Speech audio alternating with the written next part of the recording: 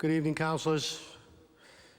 I'd like to open the meeting of the Finance Committee, sitting as the committee of the whole, to review the fiscal year 2020 city Peabody operating budget. Actually, we're going to be tonight looking at the educational side of the budget.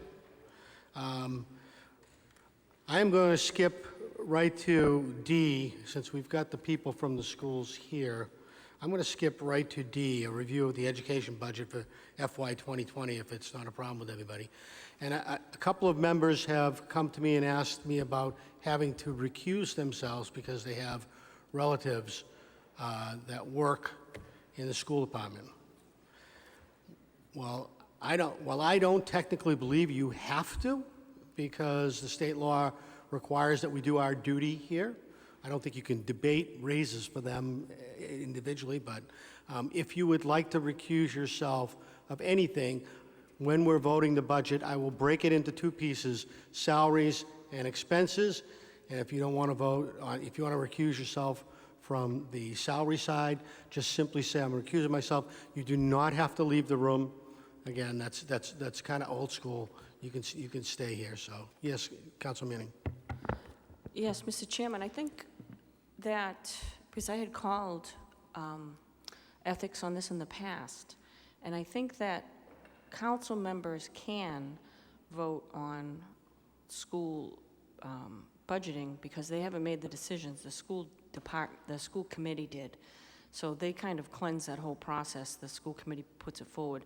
So I don't know if individual council members had reached out on their own to ethics, but I would suggest that next year. I think that that's the issue. The school committee makes those decisions, and we would just cut or pay.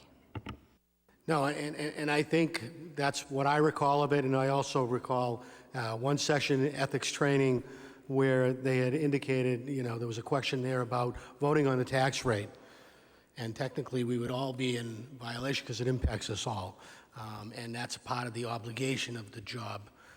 So clearly I get it when we're negotiating contracts or anything like that, but here I don't think you need to worry about recusing yourself, but if you feel more comfortable, I want you to do what you feel comfortable with.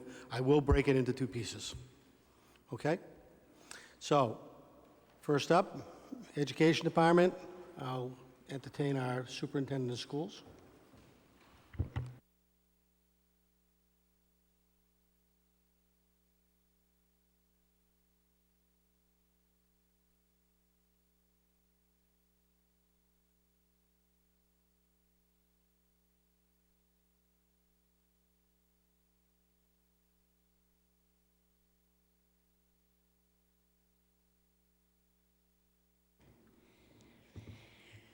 Good evening, Mayor and City Council.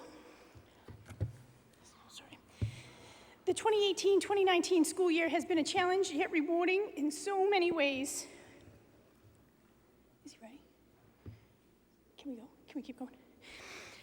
A new superintendent, a new assistant superintendent, a new business manager, and a special education director and a director of human resources worked diligently to figure out this puzzle.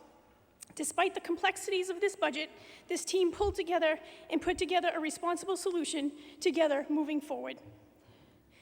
We began analyzing every line in every department and looking at this challenging budget thoroughly and strategically in the fall and winter months. Some things were not matching up. In some cases, budgetary line items did not match our actual costs.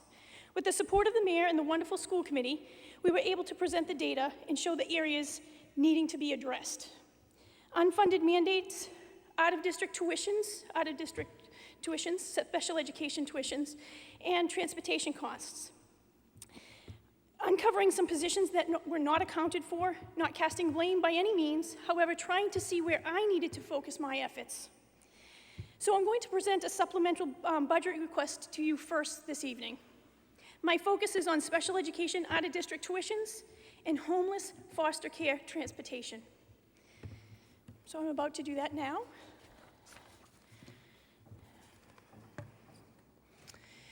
So I just wanted to give you a little overview of our profile in March when I presented this to school committee and what Peabody Public Schools looked like. We had 6,055 students, special education students at 20.3%, which is 2% percentage points above the state. 6% 504 plans. Economically disadvantaged is the highest it's ever been in Peabody since I've been here for 22 years. English language learners at 9.1%, and more than 5 days absent, 12.2%, which is working with the at-risk students with chronic absenteeism, which is a goal of mine and my team's moving forward this year and moving forward. So I'm going to first start with the special education out-of-district tuitions, which are unanticipated costs. We projected the FY19 budget at $6.9 million, less the $600,000 that we get from the IDEA grant. So that would put us at $6.3 million. Our actual at March 15th was $7.2 million with a shortage of $846,000 due to some of the unanticipated costs, which were some very costly residential placements, some move-ins, some extended evaluations. We did have a few students that did age out, and we did have one student come back into district.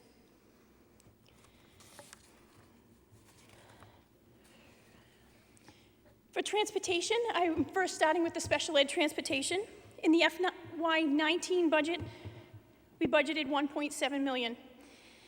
FY19 actual as of March 15th was at 1.6, so we're in the black, and we still are, we're good there right now, still stable to end off the school year. This is the tricky one that was so unpredictable. When a new regulation came in January 2018, which is the Homeless and Foster Care Act, which we do not know our financial obligation with transportation. It's a case-to-case basis. And I'm going to read 3 things to you that this new regulation states, because we used a cost share. And this is very important for you to understand because it's so unanticipated. I could have 6, I could have 66, I could have 166 students that are homeless or foster care. So these are the 3 new things. Peabody has to cost share when non-special education students get placed in the district that is not their school of origin, and they want to be bused back to their school of origin. Number 2, foster care DCF students that get placed out of Peabody and want to continue in school in Peabody will pay full cost, no cost share with districts that they are living in. For instance, we just had a couple families, one for instance, wherever DCF places them. Of course, we want stability, and school is their constant. One student went to Haverhill, one went to Methuen, and one went to Lynn. Same family. And we provide the transportation so they can have some continuity in our district. Number 3, if a special education student gets placed out of Peabody and wants to continue school in Peabody, and transportation is a condition of the IEP, then there is no cost share. Peabody owns that. So every district is shouldering this burden of these additional costs. However, I know they're working very, very hard to try to help us with this as well, because every district is going through difficulty, as we are.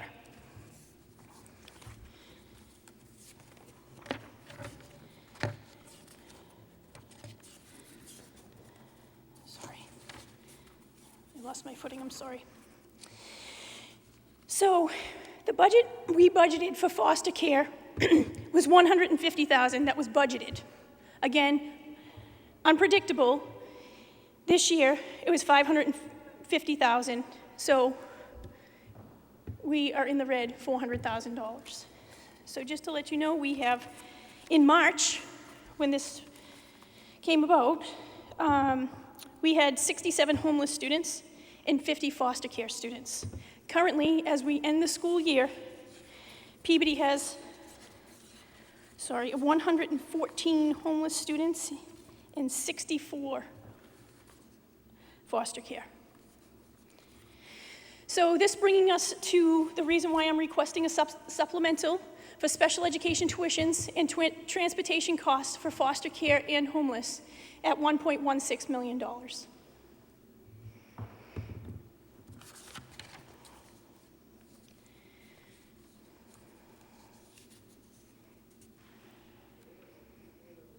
Are you good?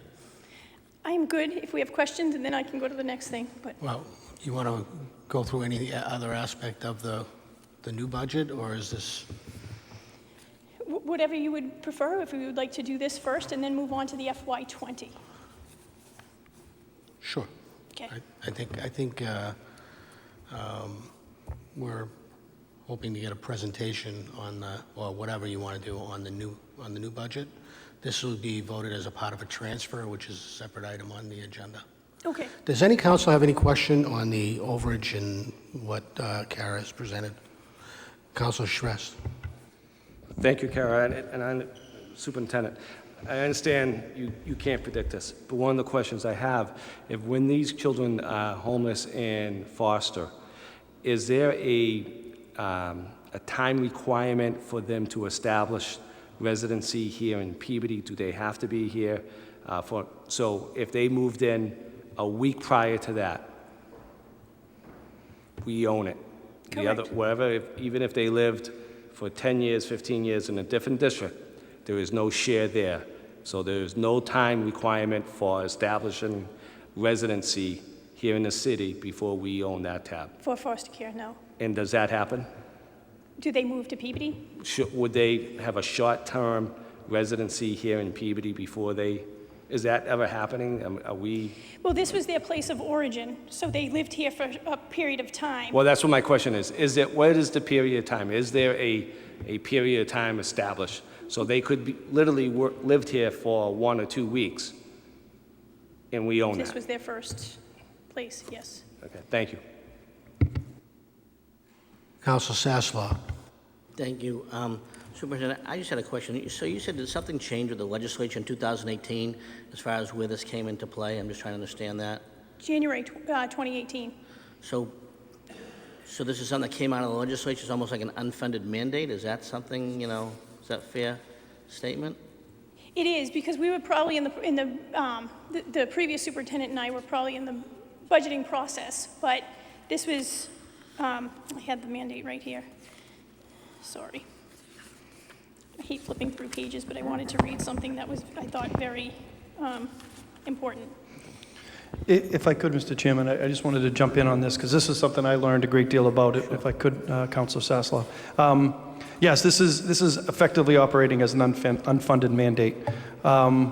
We budgeted $150,000 in years past, and the numbers seem to work. With the change now, where they put transportation costs really onto cities and towns to take care of themselves, that's when the figures that you saw earlier, we rose up to $550,000. I think now going forward in the budget that's going to be presented, now we're at that number. That'll be a real number for us going forward. But I don't think we saw that this was going to have the impact that it did. I was surprised to learn how many homeless and foster care students we have. And the homeless, typically, it's students that are in hotels or motels that we transfer back and forth from school to their place where they're living. So I was surprised that we had so many, over 100 students, and this actually grew over the course of the year, which also factored into the budget. But this was a line item that had been paid previously by the state. There was some reimbursement. Now cities and towns have to foot this bill themselves. So this is definitely one that has affected our budget, but is affecting all cities and towns because the law just changed. And I believe it was a federal law that trickled down to the state and then the state to us. Okay, because I was going to ask you, I noticed when we did the budget, the state, I think our increase was like $2 million. I was curious if any of that was because of this, but that last piece where you mentioned, the federal piece of it, maybe it wasn't. I'm just trying to understand. I think it had anything to do with it, getting $2 million more from the state, as far as this piece of it, or no? I'm just curious. That's a great question. They didn't specify. It was wonderful. I actually think the governor, lieutenant governor stepped up, put more money towards education. They didn't state that the increase was because of some costs that they cut or some changes in the law that were going to affect cities and towns.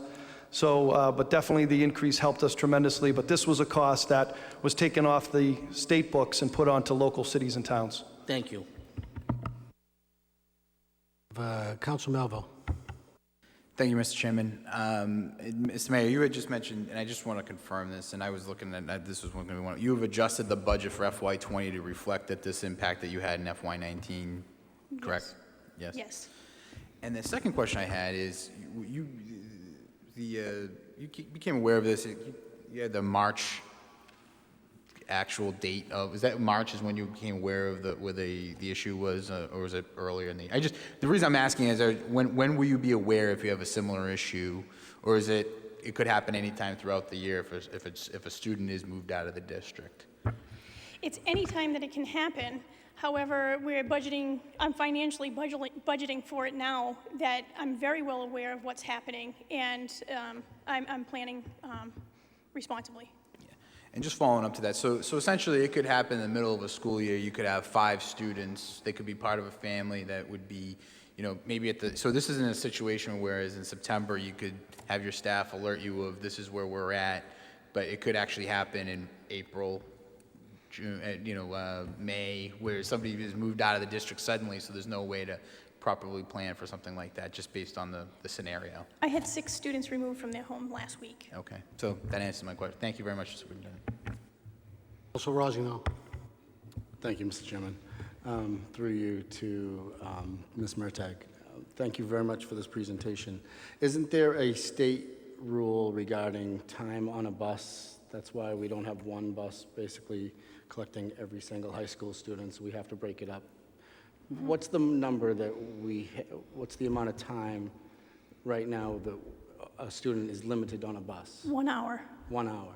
So this law, this unfunded mandate that the state is imposing on us doesn't have that requirement, correct? DCF and foster care are mindful of that, but also they're looking for foster families, so they are very, very mindful, as well as the foster family has the right to provide transportation to the school of origin if they so choose and get reimbursed. The reason for my question, I just can't fathom a student being on a bus from Methuen to Peabody and that not being over that 1 hour. So I just want to make sure that the student is, yes, coming to their school of origin, because it is, as you mentioned, their biggest stability in their life. I just want to make sure it's not at a detriment to the student being on a bus for an hour and a half one way and an hour and a half the other, so that it really impacts their being, which as a state mandate already is imposed, saying that a student should not be on a bus for a long period of time. I just want to make sure that the student that is at the most need is still getting the same protection of every other student. You know what I'm trying to say? Well said. Mrs. Connors, the Director of Transportation, and I speak frequently, as well as Deb Murphy, who is our liaison, and we speak frequently, and we work closely with the DCF workers and families. Thank you. Council Manning Martin. Thank you, Mr. Chairman. And these numbers came to light in March, and I know that, unless my memory isn't serving me well, that the school department has not come for a supplemental for many years, several years. So this is the first time in many years that you have come forward for a supplemental for these reasons that you've articulated. But I'm wondering why you didn't come forward in March for the supplemental when the number was established back then. Basically, how have you paid the bills, knowing that you're this short in March?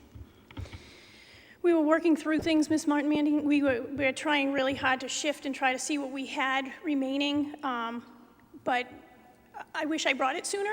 However, I'm here today, and I'm hoping for your assistance to move forward in the next school year. I'm very well aware of this budget now. I'm on top of things, and I had a great team to support as well. So are there any problems having not come forward sooner? Are there bills that need to be paid, or? We're doing okay right now. We're doing really, really well working with everybody. We are doing okay, but we do need this supplemental to make us whole. Thank you, Mr. Chairman.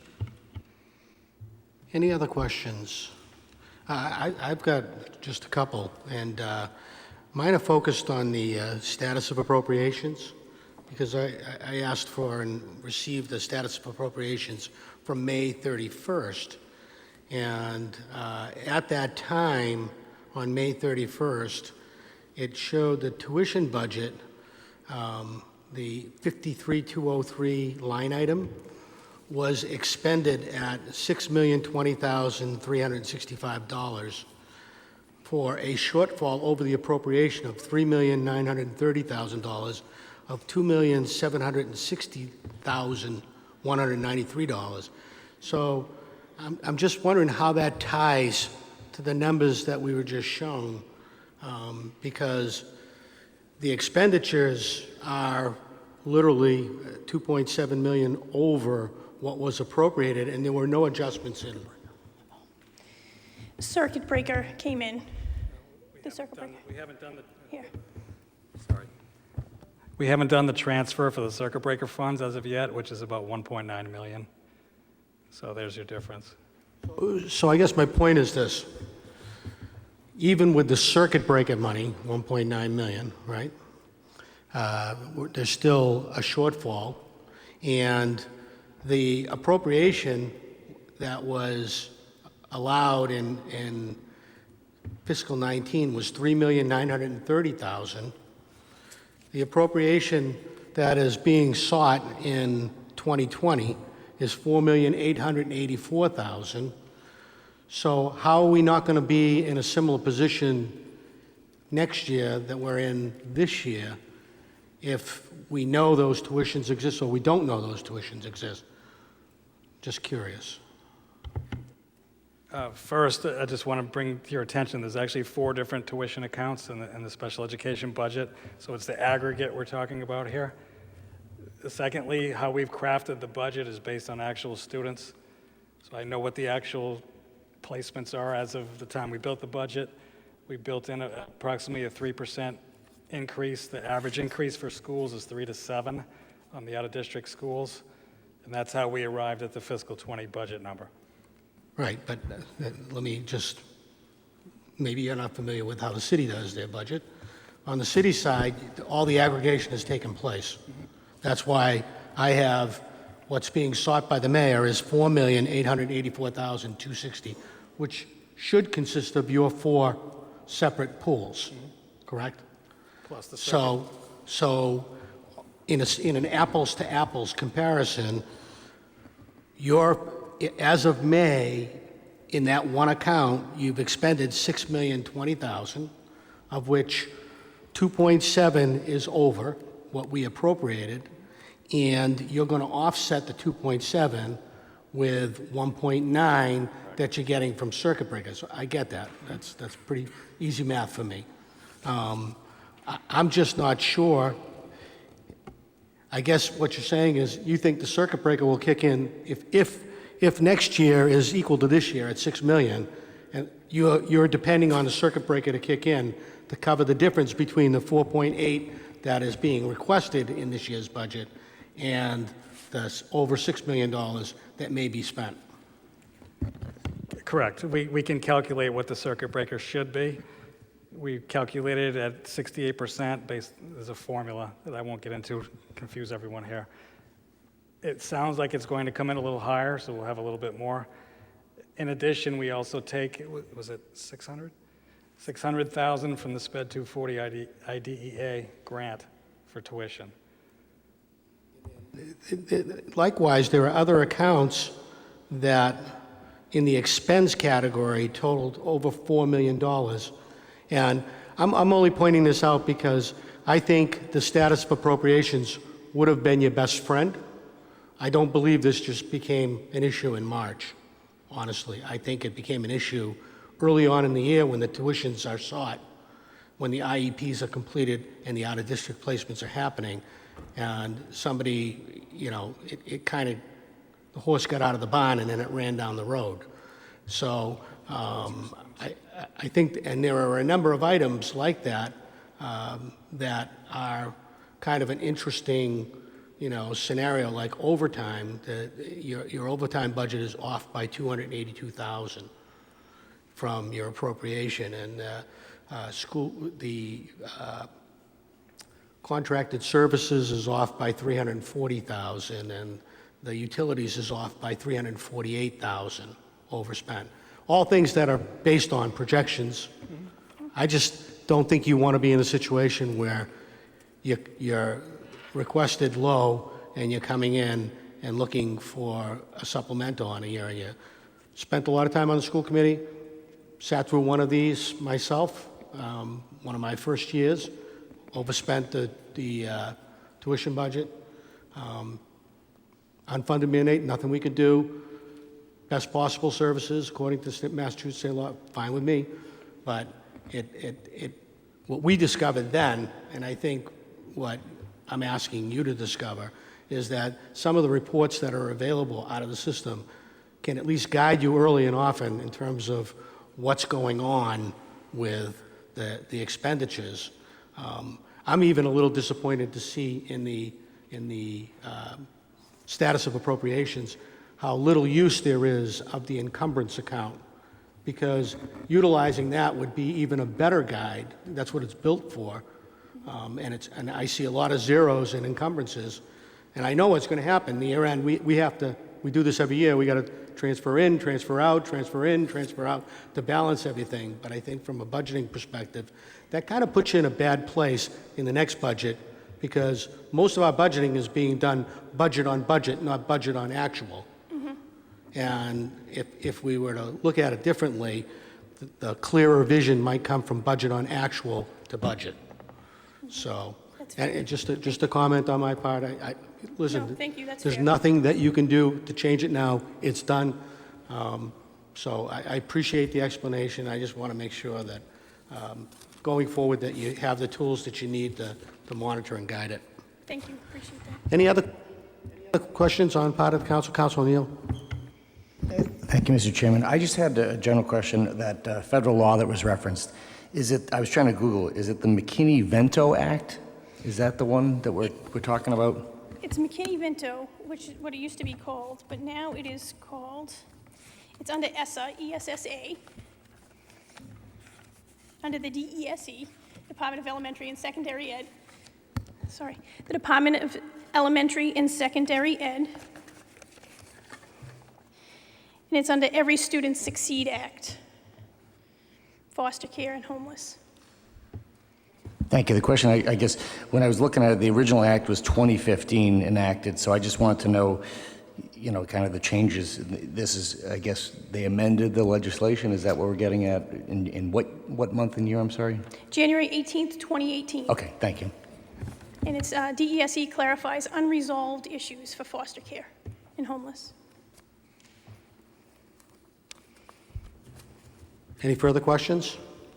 If there is no objection on the part of the council, since we've already discussed this issue, I'd like to take up item E, which is the transfer of funds out of district tuition in the amount of $846,452, and contracted service homeless foster transportation in the amount of $315,210, for a total of $1,161,662. So if I could get a motion. So moved. So the motion on the floor is unreserved fund balance 100,000,035,901 will be reduced in the amount of $1,161,662, and it will be transferred to out-of-district tuition fund 100,030,003,91,00,20,43,17,0090, the amount of $846,452. That's the out-of-district portion. And contracted service homeless foster transportation, account 100,030,053,141,33,0010, 4120,0070 in the amount of $315,210. On the motion by, who made it? By Council Turco. Any discussion? Seeing none, roll call. Councilors Mitsoulas, Yes. Melville. Yes. O'Neill, Yes. McGinn, Yes. Rozignol, Yes. Manning Martin, Yes. Sasslaw, Yes. Charist, Yes. Gould, Yes. Turco, Yes. Gravel. Yes. Motion carries 11 to nothing. Now you have a clean slate. Thank you so much. Appreciate that. So now moving, oh, we just have to switch slideshows, sorry. Slide presentations. Okay, here we go. So I would like to present a much more reflective picture for the FY20 level service budget, knowing that it's fluid. As we enter the 2019-2020 school year with an unbelievable leadership team, fabulous teachers and students, we strive for every student every day. So I did another profile. As you see, all the numbers stayed the same except for enrollment, and that fluctuates daily. And that fluctuates with school choice and open enrollment as well. But currently we have 6,067 students sitting in front of us. Again, special education, 2 percentage points above the state. 504, 6%, economically disadvantaged, 40%, 9.1% in ELL, and the chronic absenteeism, again, at 12.2%. So the budget for 2018-2019 total was $74,135,393. What I'm requesting is $77,295,393, which is a level serviced budget. The proposed increase is $3.16 million, percentage increase of 4.26%. So 2% of this is the cost of living adjustments. Second is the health insurance, that we had an increase. Substitute teachers, which I will get into a little bit more, because as of January 1, 2019, there was the increase of the minimum wage, and that was not budgeted for, so we figured that out, and that was at about 4%. So our substitutes now make $78 per day. But with that law, on January 1st, 2020, I had to budget 6.25%, and our substitutes will be making $83 a day. Steps and lane increases. To date, we have over 40 educators that have advanced degrees, and they will increase their steps and lanes. In special education, we have budgeted $6.9 million plus the $600,000 from the IDEA. So that brings us to $7.5 million. In transportation, we have hopefully built this budget responsibly, not knowing, because it's unpredictable, for homeless and foster care. We budget it realistically. And again, it's unanticipated. And then our unanticipated maintenance, for example, I had a chiller go, didn't have any idea, and had to fix that because it was important. It was during summer school, the first week I started the job. So like a chiller went down, I have to fix those unanticipated expenses. So what we had to do is we had to do some staff reductions. And I'm going to share with you the major staff reductions that have occurred for the 2020, it sounds funny. Excuse me, Kara, for a minute. Yes. Mr. Chair, my apologies. Do we have a copy of this anywhere? Because I don't have anything to follow along with. Oh, I'm sorry, we Did do we have a not copy. get this presentation? We do, I'm sorry, right here. Well, I'll take a motion to receive. Move to receive. On the motion, all in favor? I'm sorry, opposed, Mr. vote. Turco. It's quite all right. I just wondered, usually we have it. I'm sorry.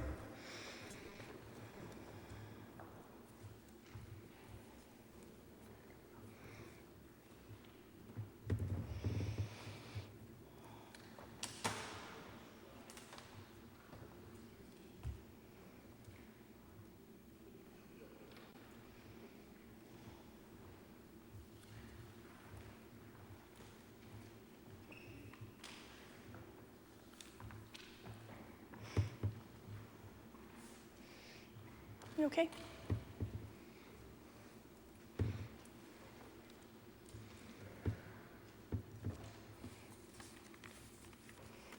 Run the fourth page in. So these were our major staff reductions. 5 elementary teachers due to enrollment. 1 middle school teacher, which was in foreign language. 4 high school teachers, 1 English, 1 math, social studies, and a community high school, 8 special education paraprofessionals, 9 library paraprofessionals. On the next page, 4 custodians, a K through 5 health and PE department head stipend, the 6 through 12 health and PE department head stipend. The kindergarten coordinator is retiring in December, and as of December, we will reduce that position. And the Peabody Alternative Night School stipend, instead of having 2, we will have 1.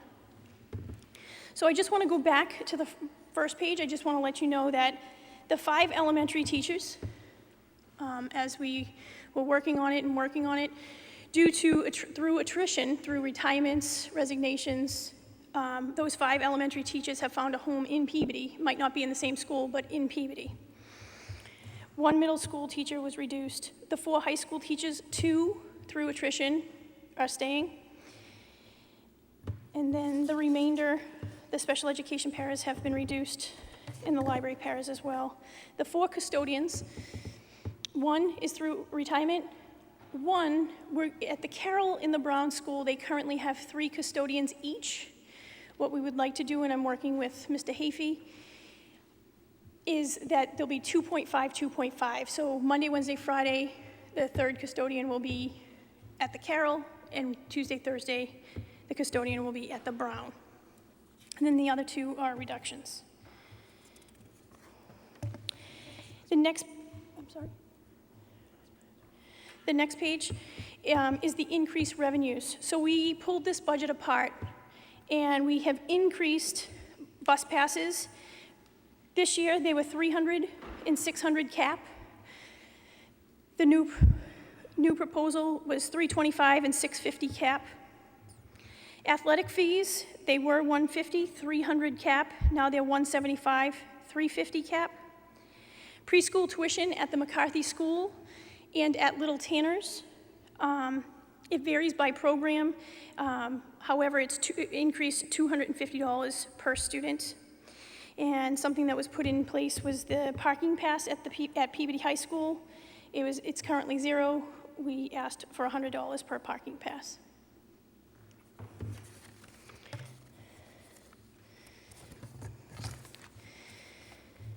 So to summarize, we have made sure that every position is accounted for. So important because 70% of this budget is personnel.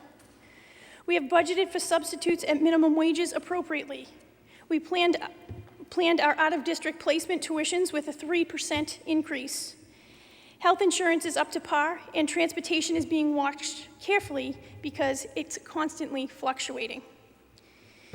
We have more efficient systems in place. We have added Aspen, which is our new student management system, and I can get data efficiently, effectively. I don't have to look in 10 different places for what I need.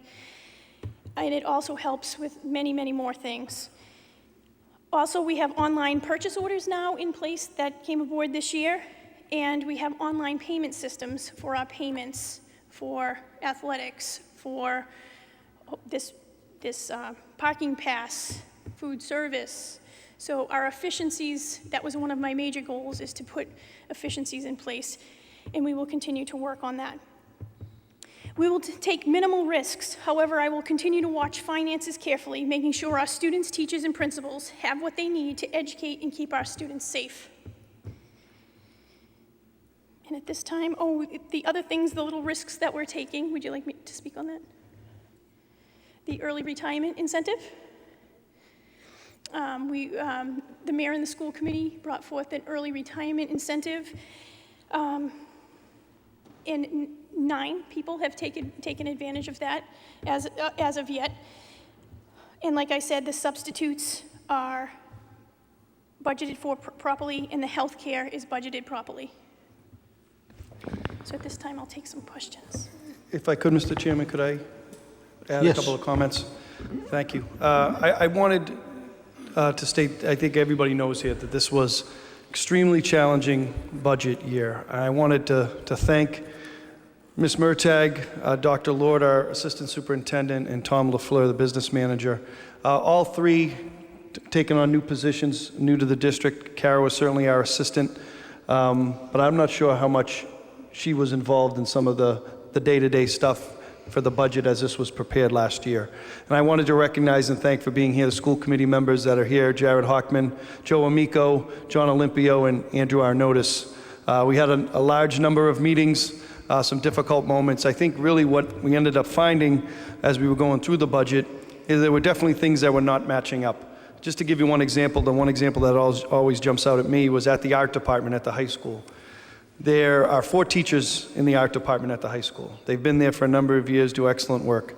Well, the budget only had 2 employees or 2 teachers in the art department. So we had to add $170,000 to account for those 2 positions to make sure that it accurately reflected what the number of employees were in that particular department. There were a few of those. In fact, I think it was 13, more than a few, 13 full-time employees that were not accounted for in the budget that were working, but were not part of the budget. So as we were going through, and it was great work by the school committee, the administrative team, to try to figure out where these holes were, as well as some numbers. Every year, I certainly advocate to take risks in a couple of locations. I think we've talked this through a number of years. Snow and ice, police and fire overtime, and special education. One that we've looked at in the past was substitutes, and that's been an artificially low number that had to be increased. Right now, this budget, and again, I think it's good work by everybody, reflects, to me, for the first time in a while, a real budget of special education expectations, transportation expectations, substitute expectations, and health insurance. Some difficult decisions needed to be made. I think we can work through those. Some of those were through attrition, I think all of them. There might be a position or 2 that is lost, but I believe that when all is said and done, all those teachers, the large majority of teachers will be in our system. There's some wonderful teachers that we can't lose. And, but this budget, I feel good about going forward. And there were some numbers, again, that just didn't add up as it was going through. It was a difficult position for this team to inherit, to try to work through. But I feel much better about going forward now. And I think we're going to be in a much better place next year with more reasonable numbers that really reflect who's working, the number of employees, the expenses, and those big items of special education, transportation, health insurance. And we're always prepared for what the raises are going to be in steps and lanes. Those are things that we expect, budget, health insurance as well. But this year our numbers were down much more than we anticipated. And I think that going forward we have a much better budget that I think is more accurate and reflective of where things are. Thank you, Mr. Mayor. Questions by the council? Yes, Councilor Turco, then Councilor Gould. First and foremost, I just want to say, mention you have 4 seniors, 4 of your next year's seniors in the audience. My daughter, Alexandra, Olivia O'Connor, Jess Bacelar, and Elizabeth Newton. And since the beginning of this entire budget process, they've been extremely passionate about the high school and trying in any which way they could to help you save educators. And I'm very thankful to Mr. Mayor for meeting with those students as well as many others and hearing them out and hearing their concerns. In the school committee, I think it was Jess Bacelar that spoke before you, the school committee, and you were all very helpful to her, and I think that the outcome was where they wanted it to be, and again, I just wanted to say thank you for that. But as far as this budget in particular, one question regarding the cut in the janitorial staff at the Brown School. I think everybody here can attest the number 1 phone call we get in the wintertime is sidewalks in front of the schools, pathways to and from the school. How can we manage those schools we couldn't manage it with the staff we had, so I don't quite understand how we're going to manage that this winter without full-time positions at that. And I know the mayor had previously talked maybe about combining some work with DPW, Mayor, or DPS. Is that, and I'll let you answer that question then. That's a great question. It really is. And I think it's very difficult for our maintenance, our custodians, in addition to their normal duties, to to be out shoveling and plowing and things that they need to do, and they're doing that work. But I think that has to be with some assistance from our DPW, Department of Public Services, assisting them, particularly in those areas, a main road like Lynn Street at the Brown School, certainly some others as well. But I do see that as a team effort. I think DPS will have to step up a bit. I do believe at the end of this that the 4 custodial positions that are being cut, they'll be through retirement, and ultimately that all custodians will be in place. We don't have that just yet, but that's what I anticipate, over the next few months. So I do think the best answer I can give is that I see that as a team effort, and I think DPS will play more of a role. Thank you very much. And then as far as the 8 special education paraprofessional cuts, aren't those mandated that we have those paraprofessionals and special ed? And specifically, since I know the Brown went to the co-teaching model, can we spare those special ed paras, or is it just, for no better way to put it, that we're just saying this right now and knowing that we're going to have to hire these 8 back? Because I do believe that these are necessary, and my friends on the school committee can attest to the hundreds of phone calls that I thank you all for that you've taken from me in the morning, specifically from my home school, the Brown School, and I know that these positions are needed, and I'm just wondering, are these real cuts that will be made, knowing that, we've changed to the co-teaching model, we've asked for this, and yet now we're going to be minus 8 positions. Can we legitimately do that? Some students have moved on or moved out, or they have graduated from their one-to-one para or what have, which is, we celebrate. Down the road, we may need them back. I may put them in the 240 grant, but right now, as we stand right this minute, I'm going to do that. Okay, thank you. And then the 9 library professionals, what's the plan for the libraries and the schools? So we've already started recruiting volunteerism from parents, and quite a few schools already have permanent parents that are going to help out weekly. And we're also going to get the student government students in 5th grade to a support as well. Okay, thank you very much. That's Thank all. you. Councilor Gould. Thank you, Mr. Chairman. Ms. Murtagh, thank you for being here with your team. Excuse me. Has there been any pushback on the student parking pass? We've never charged before, right? In the past, there was one time, I believe, I don't know if anybody can, I forget what year it was. Mr. Charis is shaking his head. So I think it was a couple of students came to the school committee to voice their concerns. But as of yet, I have not gotten any phone calls in the office. Kind of shocked because suddenly kids that never paid a nickel and now have to come up with $100 to park their car. To me, that doesn't seem right, but it's already been through the school committee and your team. Ms. Murtagh, what is the benchmark of our population? I hope I'm asking the question right. Which changes the formula for funding. Is it the economically disadvantaged category? Yes. And what does it have to get to for a whole different funding level? So Please. currently, district-wide, we're at 40%.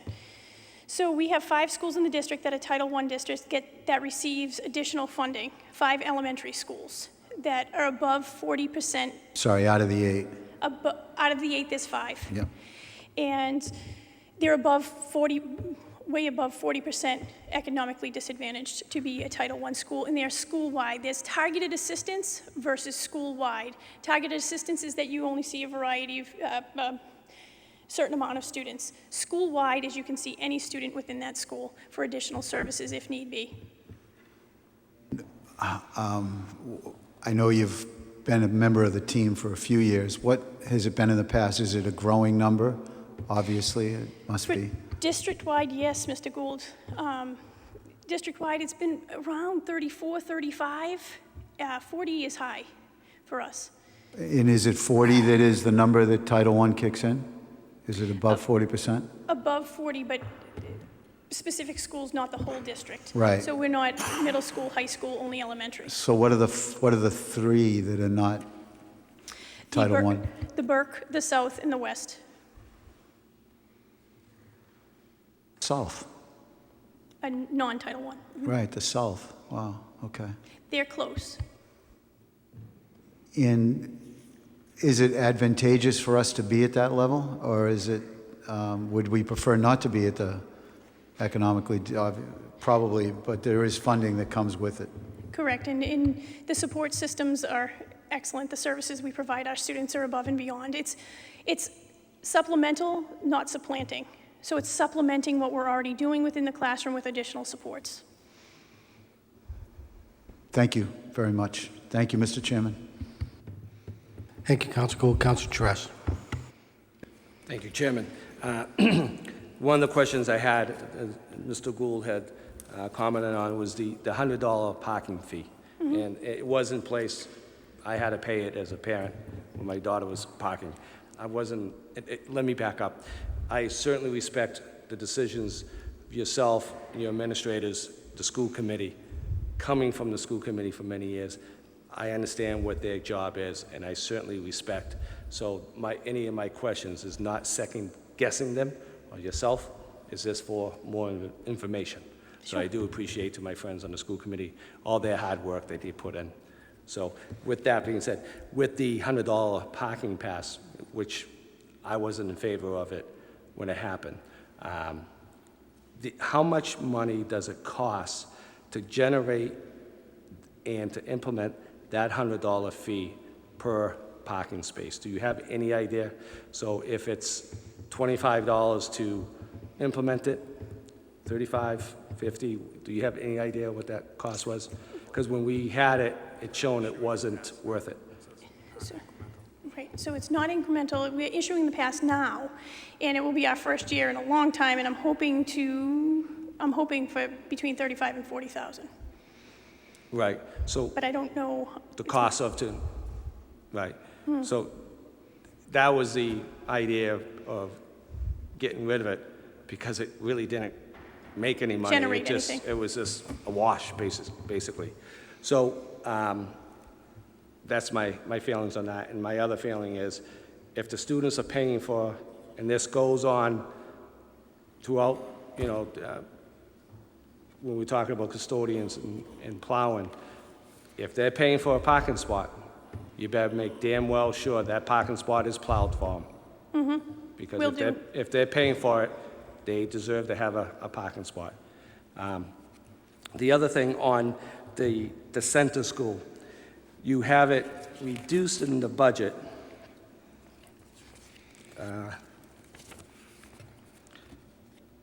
There's 133,000, am I understanding that correctly?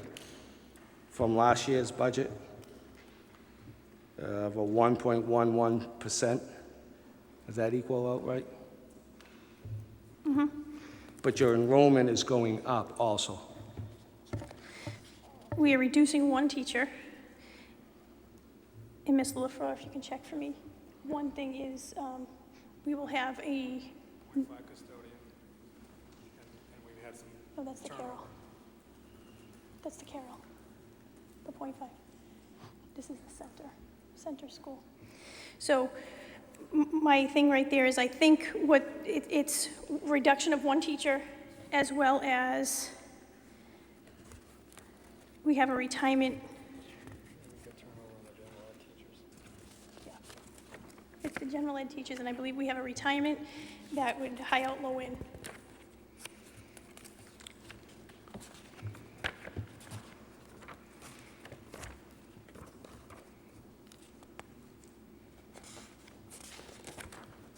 Correct. This is the principal and one teacher. Yeah.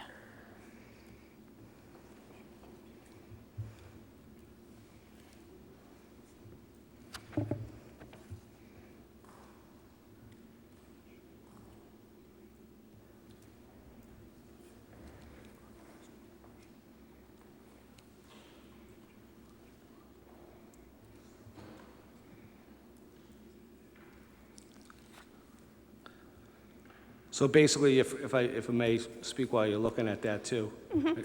So you're basically saying that going from last year's kindergarten class you're able to reduce those kids who will be in first grade by one teacher. Correct.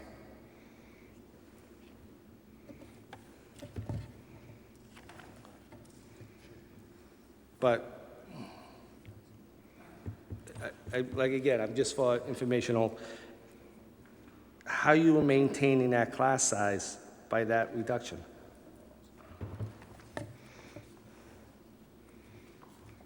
So we're going from 4 to 3.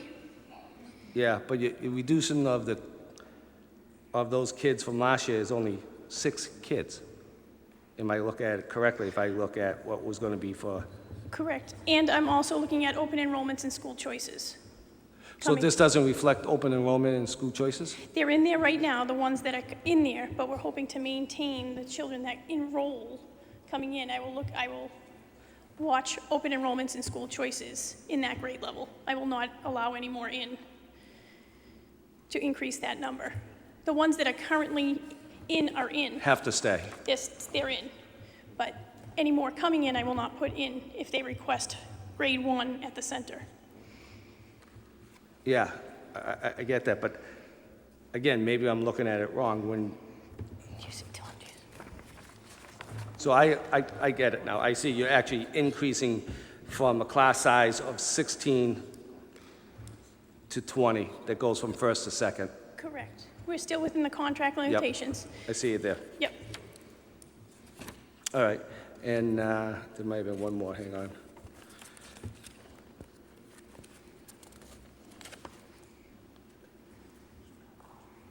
And the kindergarten coordinator as of December, is that to a retirement? Yes. Am I assuming that each elementary school is going to handle their own coordinating the kindergartners for years to come? Yes. And we have other people doing some other roles. Okay. We're taking on some more responsibilities. Thank you. Thank you. Council Rosino. Thank you, Mr. Chairman. I'll start with the student parking pass. One of the reasons why it was very short-lived, from my recollection, was, as Councilor Charest mentioned, if you're going to charge $100, you better have a parking space for them. And one of the issues in the wintertime, especially with snow banks all over the place, if the students don't have a place to park and you're charging them $100, you better make sure that there's some place that they actually have a place to park. The other issue that arose is free and reduced lunch, making sure that it's equitable for all students, and making sure that everybody has the ability to drive if they have that opportunity to be able to get to school by their own means. So making sure that there is a safety net for any students on free and reduced lunch, I think, is a must. Thirdly, just regarding that one topic, we currently don't charge for band, and we don't charge for chorus, and we don't charge for drama, and I applaud that. I think adding another fee to being on the school committee for 8 years, I think, is a mistake. Just my own personal opinion, but I respect you, Ms. Murtagh, and I absolutely respect the work that the school committee did regarding this budget. I went to your meetings, and when I wasn't there, I watched every meeting on TV. So I absolutely applaud you, your team, and the school committee for the job that they did in a very difficult budget cycle. So that's my comments regarding the parking fee. I'm just going to change gears to the deans. I know that that was one of the cuts that was made and then retracted and brought back.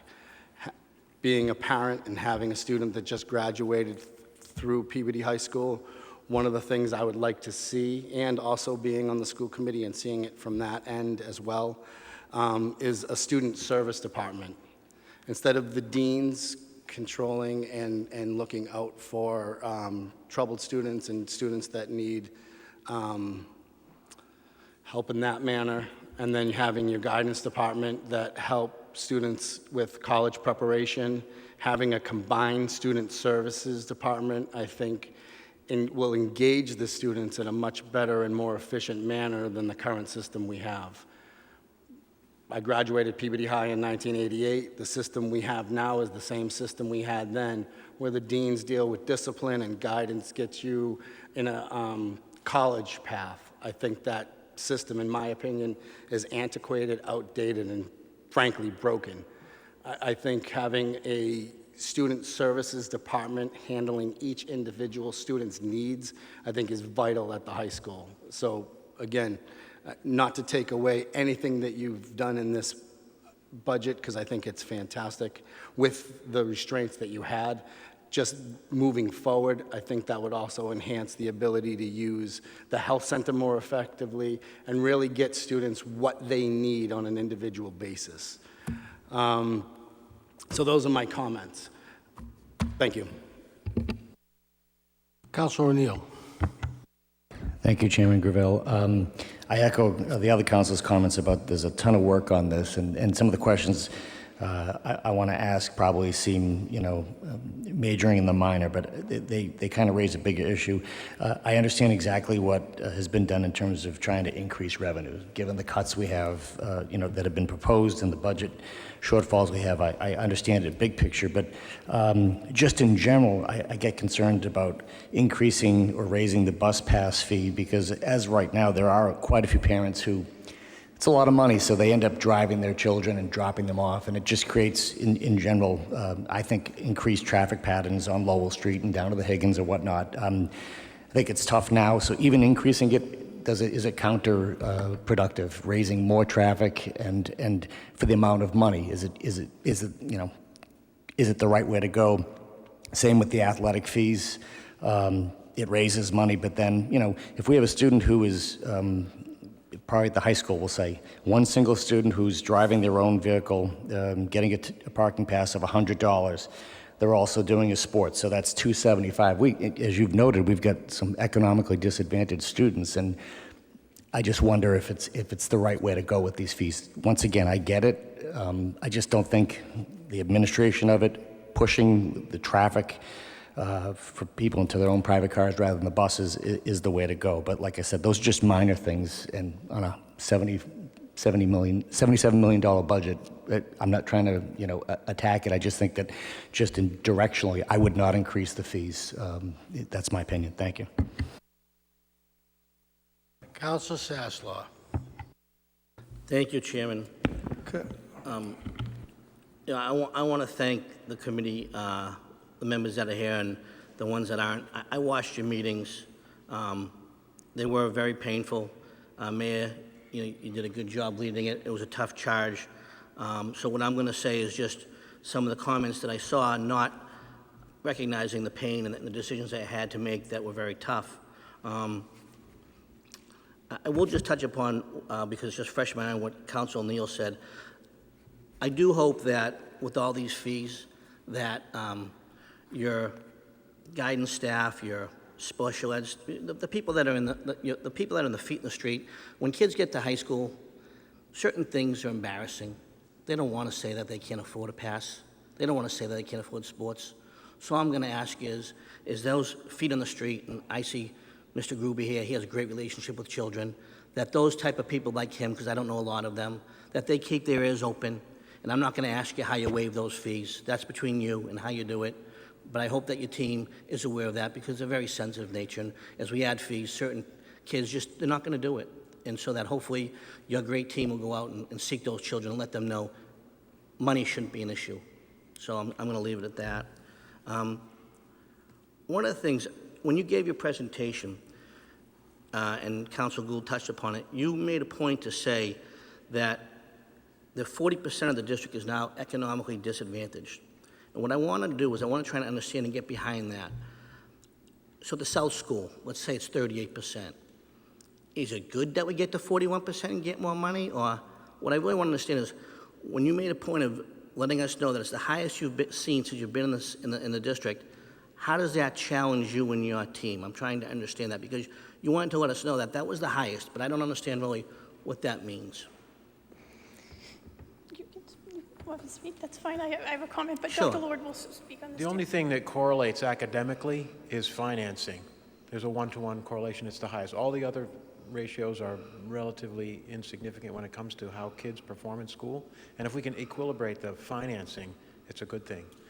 The numbers that you're seeing here are based on October 1. So It's 40% now, but it wasn't back in October 1. We're hoping that maybe we get to 40% district-wide October 1 this coming October. That will fund us for the following year with more Title I funds. That's basically how it works. Hope that clarifies. But does it put a certain level of a stress on your team when you have, if we get to 45 and 50%, does that add a certain amount of stress, or no, that's just the nature of the beast and you'll get more money and you'll deal with it? I'm just trying to understand it a little bit. I think with the 40% economically disadvantaged, I think students come to school with more trauma and more things that before the learning starts happening, we have to tend to make sure that they're safe, well-fed. So looking at that, there's other things that come along to work and nurture the child prior to educating them. Sure. Thank you for elaborating on that. Couple of questions I had. Just out of curiosity, does Salem, Beverly, or Danvers, do either one of those three communities do a parking pass? I'm just curious. Do you know? Does Salem, Beverly, or Danvers, do they do parking passes, fees? Do you know? Do you remember when we did our research? I can't remember. Okay. I can get you that information. That's fine. It's minor. Essex Tech does. Okay. I have a list in my office. Okay. No. I have a list in my office. I will get you that information. One of the things that I know that that the mayor and the committee tried to do is they tried to deal with offering an early retirement incentive to try and move some of those teachers with more seniority with a higher, we'll say, base salary, for lack of a better word, and bring in some new people. Right now, would you say that your teaching staff is a more of a tenured staff, or is it a younger staff? Where are you as far as relation to years of service with the staff up in the district? It is balanced, I believe, too. It's between basically 10 and 20 years is probably where most of our teachers are. Good.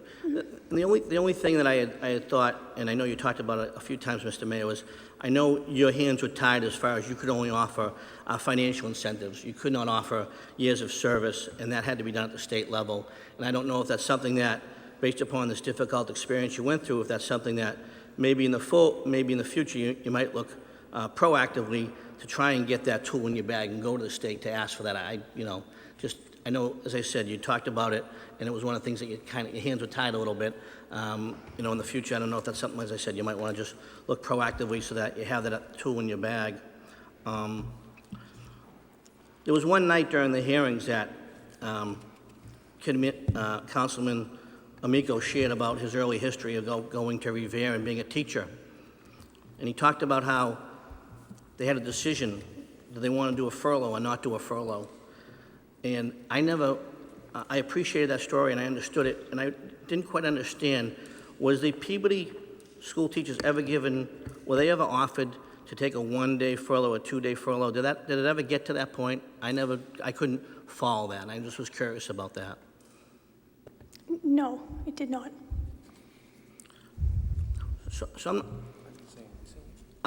I'm saying during this current situation coming up, was there, I think I heard float out there, a one-day furlough across the district would have been a savings of about $250,000. Is that correct? Can I ask you why it wasn't floated out there out of curiosity?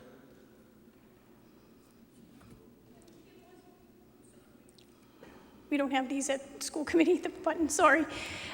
It was floated, but never brought back to the negotiating board. Okay. I just, from my point of view, when we go through all this, I think the pain has to be spread on everyone's shoulders. I wish it had been. I would have liked to have seen what the reaction would have been, because it was tough seeing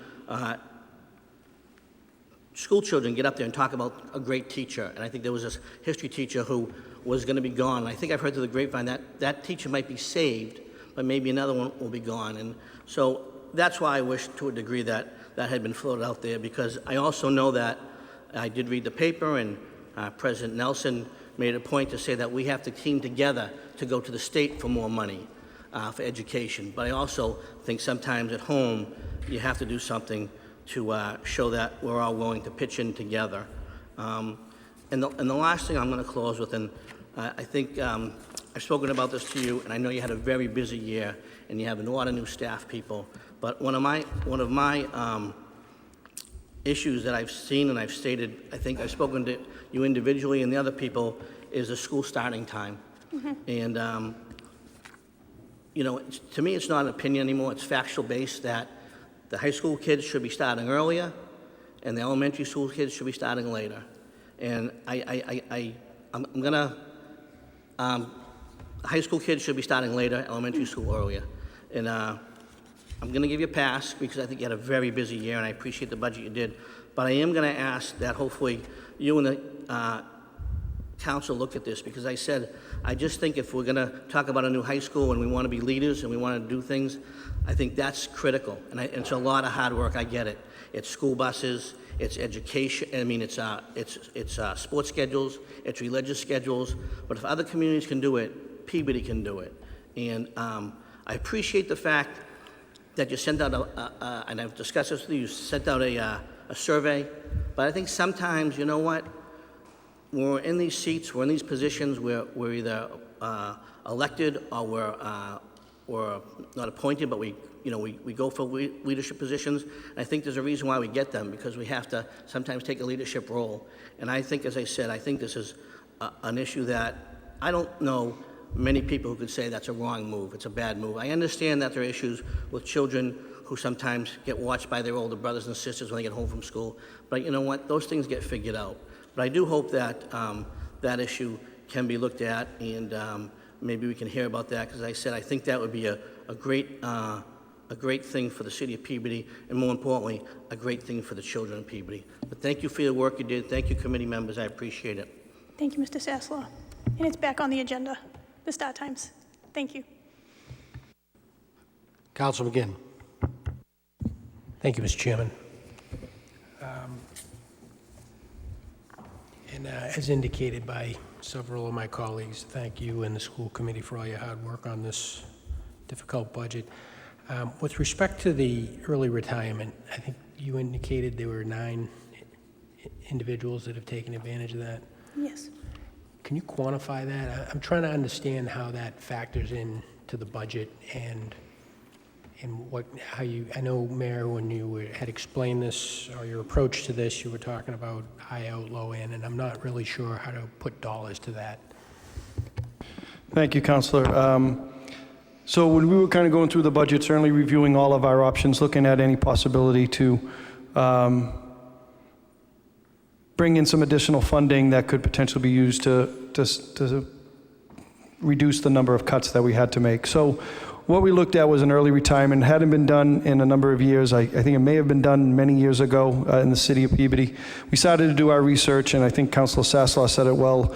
I think we maybe could be more proactive and see if we might have more of an ability on years. But what we learned from PERAC is that the only authority, PERAC is the Public Employees Retirement Commission, that the only ability we had was to offer a financial incentive. So it works for Unit A because typically with steps and lanes, teachers that have been with the system a long time, they often are at their highest step, highest lane. And that is just based on years of service to the community and then what type of degree that teacher may have. So oftentimes the numbers that I used in trying to determine this was 90,000 would be for a teacher on the very high end with a large number of years of service to the city and having a master's degree or in that lane. So we're looking at 90,000 was the number that I used. A teacher coming in, obviously a new teacher coming in without the years of service isn't at their top in terms of their master's degree and things. We look at as 60,000. So every retirement potentially is a $30,000 a year savings that could be used, put back into the budget for some other use or other position, expense, whatever the case may be. It doesn't really work with, we looked at it at all the unions, and it doesn't really work with AFSCME, police, fire, because you have a person coming in, it's a set salary based on the union. They leave at 75,000. The next person coming in is not far off that number. So there's no real savings, whereas on Unit A, there can be as much as 25, 30, even a little bit higher. So we put in $200,000. It looks like that's going to work out for us. I think there were already a couple teachers that were going to be retiring anyway. But I do think that this incentivized a few teachers to take that option. Thank you, Mr. Mayor. So did I hear, so in your kind of maximum 30K per position, if it's the maximum on the high end, the delta with the 60,000, so that's 280,000. You said you already factored 200 of that 280 in to the budget? We used as a budget number 200. 200, I believe it was 200. So yeah, because we figured that there might be some that are not that wide range. We thought 200 was a good number. And I think we'll be meeting that. That makes sense. Okay, so, and is that it at 9, or is the program still open? We did put a date on it of last week, so right now it is closed. Thank you, Mr. Mayor. Thank you, Mr. Chairman. Yes. Councilor Manning Martin? Thank you, Mr. Chairman. Taking a look at the projected enrollments, can you tell me what the trend is this year or over the past few years with respect to where our numbers are growing and where they're declining with elementary, middle, and high? Sorry. Yes, our big bubbles, if 4, 5, and we're having our largest at 506 go into the middle school in grade 6 this year. So that's a big bump. So the 4, 5, and 6 area right now are our big bumps in enrollment. A little lower in the primary, but we like to keep those numbers low anyway for early foundational skills. Yeah, thank you. And what do you expect to happen at the Welch School? I'm looking at, you have 3 kindergarten classes stuffed to the gills with 25. So, and of course, that's the maximum. If I'm reading it correctly, that's the maximum you can have for K through 2 is 25 per class. And I see it, kindergarten projected enrollment is 20, and is 75, and you're only going to have 3 teachers, leaving you 25 in a classroom for kindergarten students. That's a very good point, because we're a transient population there, but it's very tricky because not all of those, we've already had pre-registration, and not all of those families have come yet. So we're taking a little risk there, but we are hoping, because it's so transient, we're not sure if all of those families will show. So we will have a better idea throughout the summer, and I will keep an close eye. And what happens if those are the numbers and one more student moves in? You'll need to provide another classroom and Correct. another teacher. Will you have another classroom? Yes. And then where would that teacher come from? We would have to hire. You couldn't transfer a teacher in from another school with classrooms that are smaller in another school? I mean, I'm just thinking of an option. But my main issue is to have 3 kindergarten classrooms at a maximum of 25. First of all, God bless the teachers. That's a lot for kindergartens. And then, it's not fair to the students and it's not fair to the teacher. So that's very high there. So I appreciate that you are keeping an eye on that and, make sure that we're fair to all the teachers and all the students, that classroom sizes are as equal as we can possibly make them. Thank you. Very good point. Thank you. Gould would like a second bite of the apple. Go ahead, Mr. Gould. Thank you, Mr. Chairman. Ms. Murtagh, is there any discussion about redistricting amongst your staff or the school committee?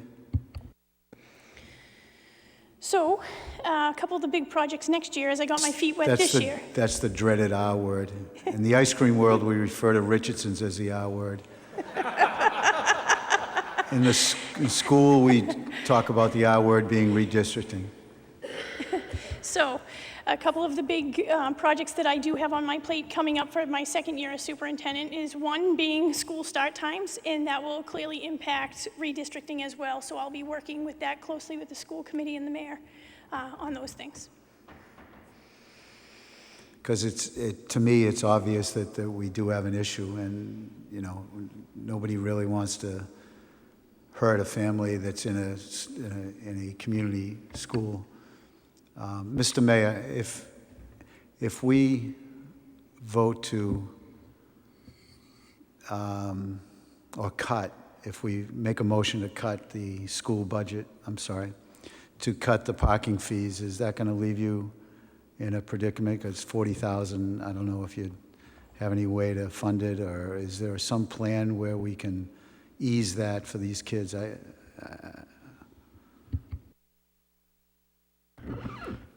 Well, it certainly, and that was one that I don't think any of us really liked, but it was, it's $40,000 that we used as part of incoming funds to offset some costs. So certainly it would just be reducing what Ms. Murtagh has to work with by 40. The other item, Counselor, is unlike a budget item, that's a policy issue, and I don't think we have any purview or authority over policy. All right, good point. Thank you. Other questions? Okay, seeing none, just a couple of comments. First of all, to school committee members that are here, thank you. Does anybody have a desire to get up and speak or say anything? I open the mic to you if you'd like. No? Yeah, I made a commitment to myself when I left the school committee. I'd never second guess a school committee person, so I'm not going to second guess your wisdom.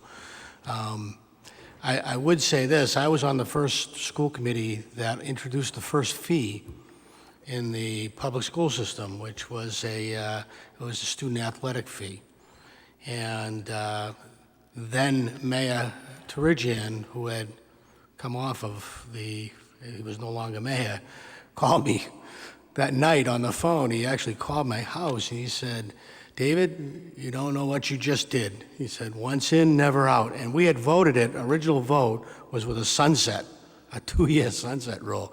Well, the sun never sets on the fees, so what you see is what you get.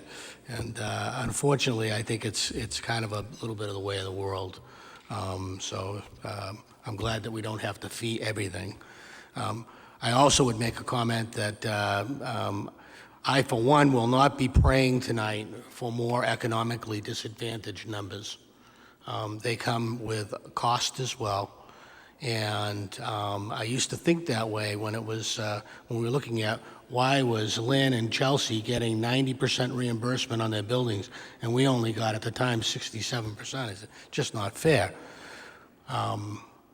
Hoping to be like Chelsea and Lynn was not really what I was getting at. It was really hoping that the state would come to its senses and be more equitable was really what I was looking for. So I don't think anybody here would like to see more economically disadvantaged children. We'd like to see that number cut in half and everybody have, you know, a good life, that they don't have to depend on that, and certainly not to make a budget. So I won't be praying for that tonight. I'll be praying for 20%.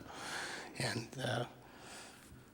last but not least, I know how difficult it was coming in and facing the situation that you faced.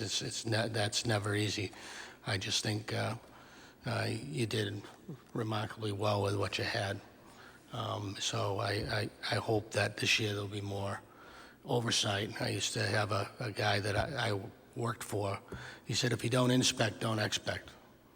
So if you don't pay any attention to what's going on, then you're going to get what you get. So the opposite of that is inspect, and you can build up your expectations. So thank you very much for what you did. Any other comments on behalf of the council? Being none, then I would take I'm going to offer the motion that I'll assign, but the motion would rightfully be, and again, councilors who feel uncomfortable voting on salary, please just, when it comes to your turn to vote, you say recuse. So the salary budget proposed by the mayor, the motion would be to approve the salary budget for the educational department as proposed by the mayor in the amount of $64,594,758, and that's being made by Councilor Mitsoulas. On the motion by Councilor Mitsoulas, any questions or comments? Councilor Charest. Chairman, due to the information that I had received today, and in a legal opinion, I do not want to put in jeopardy the vote of this committee, so I'll be recusing myself for the salary portion. Thank you, Councilor Charest. Councilor Turco. Well, since Councilor Charest put a damper on my intentions, I'm going to recuse myself also, since my wife works for the school department. Thank you, Councilor Turco. Any other councilors? If I could just note, I just want to make sure it's for the record, my daughter works as a part-time para for the district. Understood, thank you. Councilor O'Neill? Thank you, Mr. Chairman. Full disclosure, my wife is a paraprofessional at the Burke. I intend to vote, but I just want to make sure it's full disclosure. Thank you. Thank you, Councilor O'Neill. Any further? Being none, roll call. Councilors Mitsoulas, Yes. Melville. Yes. O'Neill, Yes. McGinn, Yes. Rozignol, Yes. Manning Martin, Yes. Sasla, Yes. Gould, Yes. Gravel. Yes. Motion carries 9-0. Then the next motion by Councilor Mitsoulas is to approve the mayor's budget for education for expenses in the amount of $12,700,635. Any comments on that motion by Councilor Mitsoulas? Being none, roll call. Councilors Mitsoulas. Yes. Melville. Yes. O'Neill, Yes. McGinn, Yes. Rozignol, Yes. Manning Martin, Yes. Sasla, Charist, Gould, Yes. Turco, Yes. Gravel. Yes. Motion carries 11. And finally, again, a motion by Councilor Mitsoulas on the total education budget in the amount of $77,295,393. Any comments? Seeing none, roll call. Councilors Mitsoulas, Yes. Melville. Yes. O'Neill, Yes. McGinn, Yes. Rozignol, Yes. Manning Martin, Yes. Sasla, Yes. Charist, Gould, Yes. Turco, Yes. Gravel. Yes. Motion carries 11-0. So, Councilor Rozignol. Thank you, Mr. Chairman. Just to wrap this up, one of the comments by my counterpart, Councilor Gould, if there's any way to find the $40,000 and not implement the parking fee, I, for one, Councilor, would absolutely appreciate that. So between now and implementation, if that's something that's the will of the school committee and your will as well, Ms. Murtagh, I think that that would be advantageous for our district. I just wanted to make that as a Thank you. statement. Councilor Turco. Thank you, and my apologies, Mr. Chairman. I should have asked you this earlier, but, you know, obviously, we all know that the legislature is looking at different funding mechanisms for education.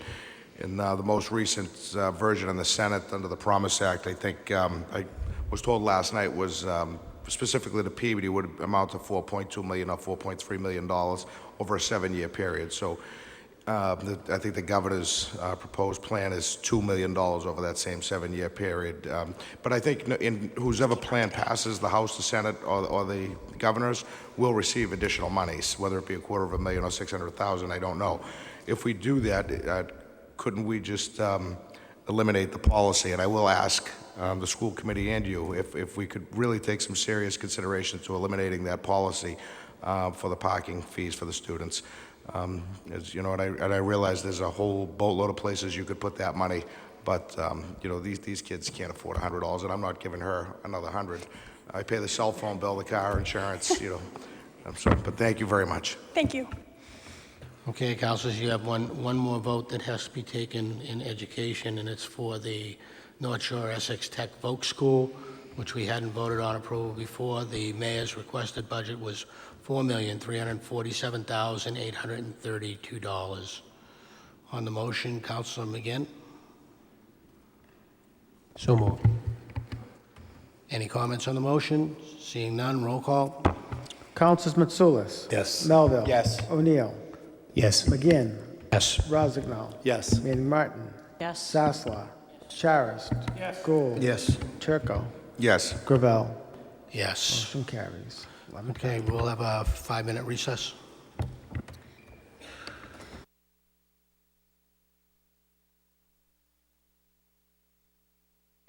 Okay, we're going to go back to item A. Ordinance Amendment, Section 2816, entitled Sewer and Water Rates.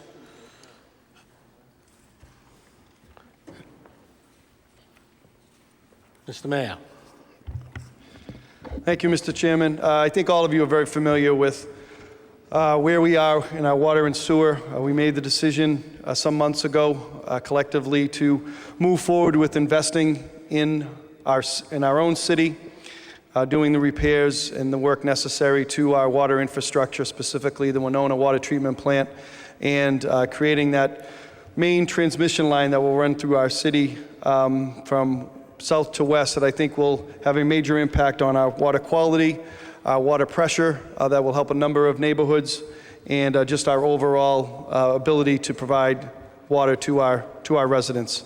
Right now, we are estimating approximately $19.4 million would be required under our Water and Sewer Enterprise Fund to meet our obligations. Those are just estimates, again, as we move forward with the work that is planned. We did vote last meeting to move forward with the Water and Sewer Enterprise Fund. We need to fund it now. I will state, just to give you a little bit of preview of coming attractions, we're asking for a 9% increase that will get us to the number we need. However, some good news is that we have, when we had our fire at the Coolidge Water Treatment Plant back in March of 2017, we relied on MWRA water from March of 2017 till about September of 2018.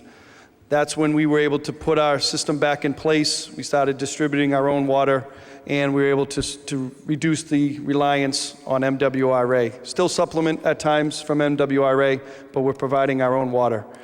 That is important for a couple of reasons.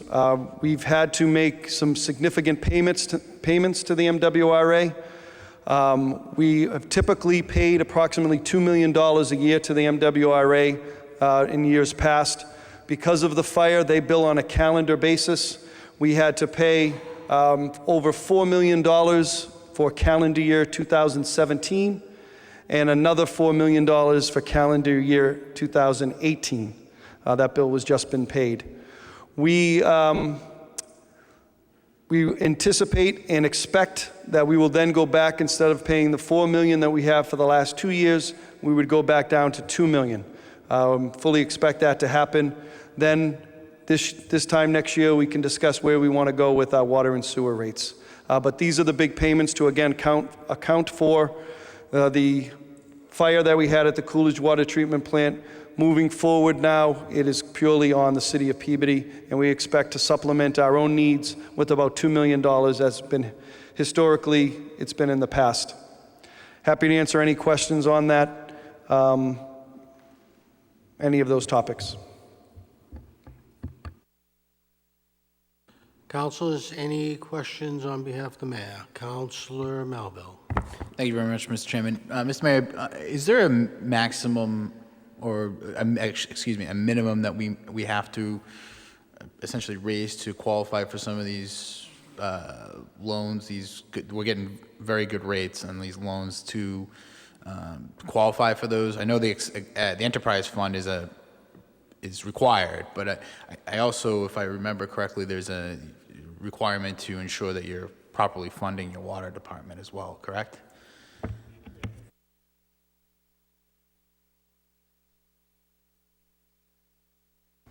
I believe we have to put forward a balanced budget with having enough revenues to support it.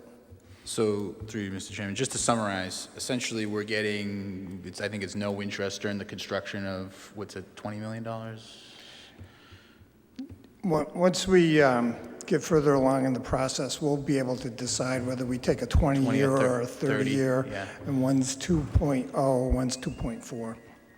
So essentially, this rate is going to ensure that what we're approving, if we should approve it tonight, is going to ensure that we save money during the actual, we kind of we're going to get a better, more favorable rate for the loans in which we're going to be doing the majority of this construction over 20 to 30 years.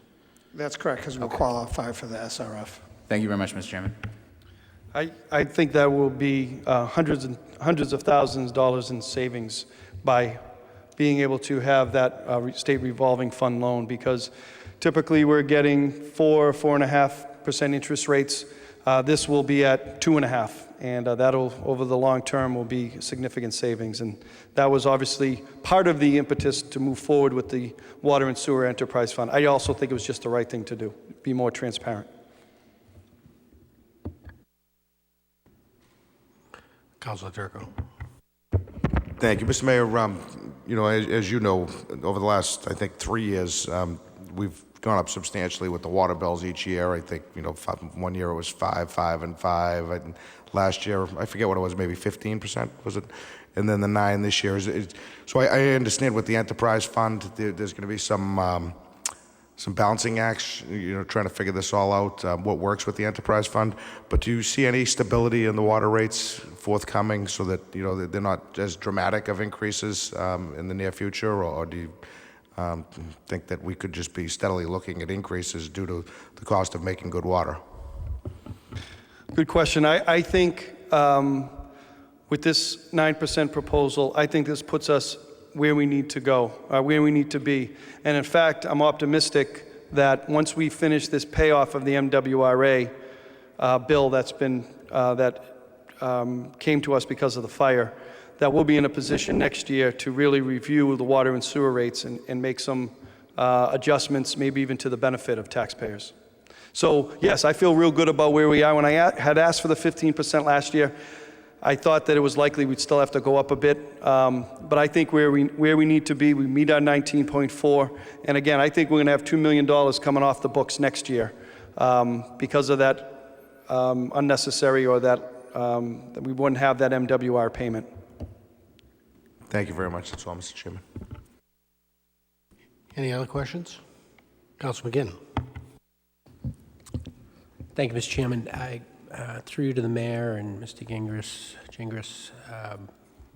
this is totally in line with what the expectations you set for us back in November, when you produced that straw man for the enterprise fund and we had the last rate adjustment. You told us at that time that this was coming, and I compared the information you put forward here with what you told us back several months ago, and it's really matches up pretty well. So I think we're off to a good start with the enterprise in terms of how you're viewing it and how it's being funded. And I share your optimism, Mr. Mayor, for potentially some stability in the rates now that we've got this thing more fully funded. And I think it's more equitable, because when we were subsidizing this through taxes, it's taxes. It's based on your property value. You have the ability to save money by using less water if you choose to do that. With being a little more frugal with your water usage. So that is something that's a little bit more within the span of control of the residents. So I think these make sense. They're totally in line with what the expectations were previously set, and they're necessary to fund the enterprise budget that we've already agreed to. So I plan to support this. Thank you, Mr. Chairman. Other questions? Okay, just one comment. I think you're being a little bashful about what the actual savings would be. On $34 million, the savings is going to be not in 100,000s, but over $1 million over the life of the loan. So that's a lot of tax money that will be offset by just doing the right thing. So I'm glad that we have this available. So if there are no further questions, I'll entertain a motion to dispense with the reading and to approve the increase in the water and sewer rates and advertise as presented. On the motion, Councilor Gould. Comments? None. Roll call. Councilors Mitsoulas. Yes. Melville. Yes. O'Neill. Yes. McGinn. Yes. Rozignol. Yes. Manning Martin. Yes. Sasla. Yes. Charist. Yes. Gould. Yes. Turco. Yes. Gravel. Yes. Motion carries. 11 to nothing. Mr. Chairman, could I ask permission from the council to go, to see if we could go to item G, transfer of funds for fire vehicle replacement? We have Mr. Joe DeSilva here from the fire department.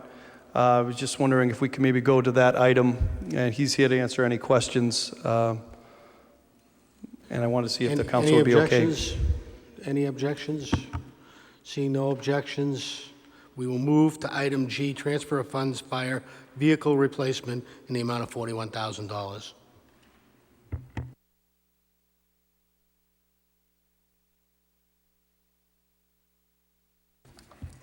So, through the fire chief, Mr. Silva requested a transfer. One of his positions was transferred out during the course of the year. There was some savings in that line item, and he's looking to transfer it to fund a much-needed vehicle. It was actually one of the linemen in his department actually became a full-time firefighter in the fall, and that position has remained vacant. It was one of the positions that we did reduce from 3 to 2. Not ideal, something that we're going to have to review during the course of this year to see if that is something that's just not workable for the department, but I wanted to move forward with that and see how things go. But that allowed for this funds here to be transferred to, again, as Mr. Gingras said, to get a vehicle that I know Mr. De Silva would say is gravely needed for the department. So again, Council, this is item G. Any questions? Being none, then I will seek a motion. Council Gould. Thank you, Mr. Chairman. Move to transfer funds for fire vehicle replacement, $41,000 as recommended by the mayor. So moved. So the motion is to transfer from fire alarm salaries, account 100-2250, 51110, an amount of $41,000 to fire vehicle replacement, account number 100-2250, 58312, in the same amount of $41,000 as made by Council Gould. Any questions, comments on the motion? Was that your hand going up, Joe? No, okay. Seeing none, roll call. Councilors Mitsoulas. Yes. Melville. Yes. O'Neill. Yes. McGinn. Yes. Rozignol. Yes. Manning Martin. Yes. Sasla. Charist. Yes. Gould. Yes. Turco. Yes. Gravel. Yes. Motion carries 11 to nothing.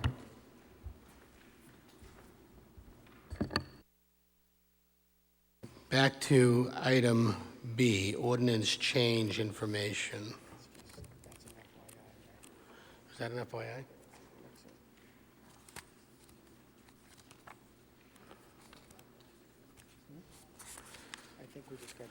That's a motion to receive. So moved. On the motion to receive, all in favor, any opposed, is a vote. That brings us to item C, 3 proposed ordinances relating to the schedule of compensation for part-time and full-time positions not subject to collective bargaining. Mr. Mayor. Thank you, Mr. Chairman. Good evening again, Council. This is an item that I'm bringing forward today for hopeful adoption. We have about 1,400 employees in the city. Well over 1,300 of those employees are in a union. We have 15 bargaining unions in the city of Peabody. We've been fortunate to be able to reach agreements with, I believe, 12 of the 15 bargaining unions. The Unit A, teachers, Unit B, administrators, Unit C, paraprofessionals on the school side, 3 of the bigger ones, as well as the 2 police unions and the fire union. There's still a couple remaining that we have to work out, and we're in negotiations with them now. But as I have in the past, and I know this is something that's historically, traditionally been done, once a number of bargaining units have agreed upon a set figure for a cost of living adjustment, that then I would come forward and ask for that to be also given to our ordinance employees. I believe we have 83 ordinance employees. They are department heads, they are inspectors, they are confidential administrators, confidential employees. They're the people who certainly we go to when we need things done. They're the people who you call, the people who I call for help with constituent services, and all provide a great deal of service to our city. We're very fortunate where we have a number of hardworking people in this city dedicated to our city across the different departments. And all of our union employees and our ordinance employees, I feel, deserve the same fair treatment and the same value that they should receive from the city of Peabody. It's very hard, and I think it would be very difficult for a number of employees who are ordinance employees that work side by side in offices with employees that are in a union. To be able to look at across the room and know that a person got a cost of living adjustment and they didn't, I think would be very disturbing to a number of our city officials. And again, I feel that all should be valued, all are valued, and all should be treated the same. Also, the ordinance employees, and not all of them, but the large majority of them, this is their only salary. They don't have the opportunity like a number of other departments to have overtime. They don't have opportunity like in the schools to have steps and lanes, depending on years of service. They do get longevity. That is something that's a union as well as ordinance. But this is their opportunity to get a cost of living adjustment. They don't have education incentive like some of other positions do in the city. So I think this is an issue of fairness for all of our employees and an opportunity to show that all of our employees are valuable to what we do here in the city. The second issue is about competitiveness. We're in a competitive environment here in this city. Unemployment is at its lowest in decades. I think all of you have seen the reports. The figures, there's more people working now than ever. And without question, we are in competition with other cities and towns and school districts across our city. It's important for us to be able to retain the excellent employees that we have in our departments, as well as attract new ones when positions open up. Certainly, at all times, I feel that there's a position that's open. There's been times where it's been difficult to fill with qualified people. Thankfully, we have a number of people, and we've been able to fill those positions with those type of hardworking, intelligent people. But it is a competitive business, and just to give you an example, just 2 weeks ago, we had a highly capable employee over at Brooksby Farm who's in management just resigned to accept a position over at, of all things, the Essex Tech School.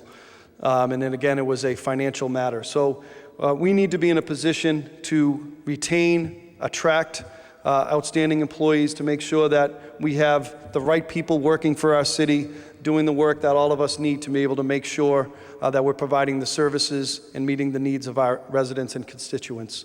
I bring this forward today for the 83 ordinance employees to again get the same percentages as was negotiated with the so far 12 unions that we've agreed to.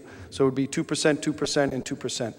They are already factored into the budget numbers that have been voted on. Those numbers have already been factored in, so it wouldn't be anything that would require an adjustment to our budget. Happy to answer any questions on that, Mr. Chairman. Questions from the council? Councilor Turco. Mr. Mayor, I know that you and I have talked, and you know my opinion on it, and I do support, and I will tell each of you, I support you getting a raise. I know your work. You all work very hard. I support, I don't have a problem with the cost of living at 2, 2, and 2. I have a problem with going retroactive, and there's so many reasons for that, but let me start here. So essentially, this is a 3-year contract, and that's a union contract. And you've also added in fringe benefits that are all very similar to union contracts. So when you talk about looking across the aisle and being fair to the people next to you, those people pay $84 a month, some of them, for union dues. These people don't for collective bargaining. So I think my issue would be, who's doing the collective bargaining for our management employees? And why are they under collective bargaining? I don't think they should be. I think they technically are yearly employees. Secondarily, some of these employees, some are brand new. When I looked at the other day, the first day of the budget, quite a few were here within the last year. Who determines that employees, some of which have been here under a year, deserve a 2% raise next year? I don't quite get that. I reached out to at least one department head and asked about employee reviews. They're not done. So how do we determine that these employees need a 2%, 2%, 2%? Maybe one deserves 3, maybe one deserves 1, maybe one deserves 0. I think that's the way it's done. Even in unions, that's the way it's done. So I understand. My wife, I'll mention, is a para. She just got a review on her salary. I understand it's a contract, but she was at least reviewed, and she had a paper copy of what her productivity was for the year. We don't have any of that, according to at least one department head, that it's not done. Additionally, it's $134,000 estimated retro. I think it'll be much higher than that. $134,000 is a lot of money, as we just voted on a school budget, which we're charging kids $40,000 for parking. We could transfer that to the school budget. I'd be more than willing to do that. We could hire another educator. We could put 8 special ed paras back to work. And I'm not saying that these people aren't going to get a raise. Many of them are going to get up to a $4,000 or $5,000 raise. Those in the $100,000 range, if we approve the raises without the retroactive pay, we'll get 2% from last year, 2% from this year, and $100,000 is more than $4,000 a year. I think they'd be happy with that. And I, as an employee in a labor union for 27 years, and I've told you in the past, have taken 3 0% raises, no retro. Let me rephrase that. I took a 3, 3, and a 3 for a 3-year contract. 0% in the first year retro. The Port Authority would not go back and pay us backwards. And I think that's the way most companies and most unions are going. And I think union responsibility is also what we spoke about in the school budget, where we wanted to go to the teachers and ask for a furlough day. Yes, I think that unions sometimes do need to look around and say, hey, times are tough. We did it. The first 0 I took was in 2002 after September 11th. Our contract was up. We knew the airport was in trouble. The union didn't even fight to get us retro pay. They said the airport's in trouble. The air travel industry's bad. Again, 2008 during the recession, the unions looked and they said, guys, the economy's bad. We're gonna accept no retro, but we're gonna get a raise in the years coming forward. We took it, and I think that we all need to do that. And yet, through this whole budget process, we've spoken over and over and over again how the increases in the budgets have been largely due to salaries and wage increases due to teacher contracts, and yet we're going to fall into the same trap again by not only giving out the raises, but then going backwards on a raise. I think it kind of sends a mixed message. I really do, where the priorities are. 5 minutes ago, we just named all these positions that we're going to cut on the education side. 5 minutes later, but we're going to cut all those education positions, but we can afford to give $135,000 retro. It just doesn't make sense to me. I think that's all I have for you, Mayor. But honestly, they're not in a labor union. If these employees would like to join a labor union, I could help them with that. Many city halls do join labor unions. I think the Revere City Hall is in a labor union. I don't see how we negotiate collectively for a group when they're not part of collective bargaining. Thank you. Thank you. And just to respond to that, I think, Councilor, you are sending a mixed message to the 83 employees who work just as hard as any union employee. And I think that this, to me, again, just comes down to an issue of fairness and valuing all the employees that work here. And, you mentioned $4,000 to $5,000. There wouldn't be anybody getting a $4,000 to $5,000 raise. There are a few employees that make over $100,000 that are department heads that have the very difficult jobs of overseeing departments. A 2%, using a retro check would be approximately $2,000 for those people that make over $100,000. But Council, this is not what we're talking about. The department heads are a piece of it, yes. But these are $50,000, $60,000, $70,000 a year employees, our inspectors, our confidential administrators that are making $50,000. Like, those are the ones that we're talking about here that I think need to be shown the respect, shown that they are valued, as all of our department heads. And again, and all of you know, the phone calls are made to the department heads, and I think they do a terrific job. These are the people we go to when we need assistance. And I think you are sending a missed message to them, saying that voting to approve the budgets for police and fire and for teachers and all the other bargaining units, but then not supporting the request for those people who are working just as hard. I can't account for every employee, but I can tell you that there's a great deal of review going on for each of our employees here in the city. There's been people who, in the past, we've asked for additional funds to try to make them more competitive with others. But I know that our city employees have had opportunities to look at other cities and towns.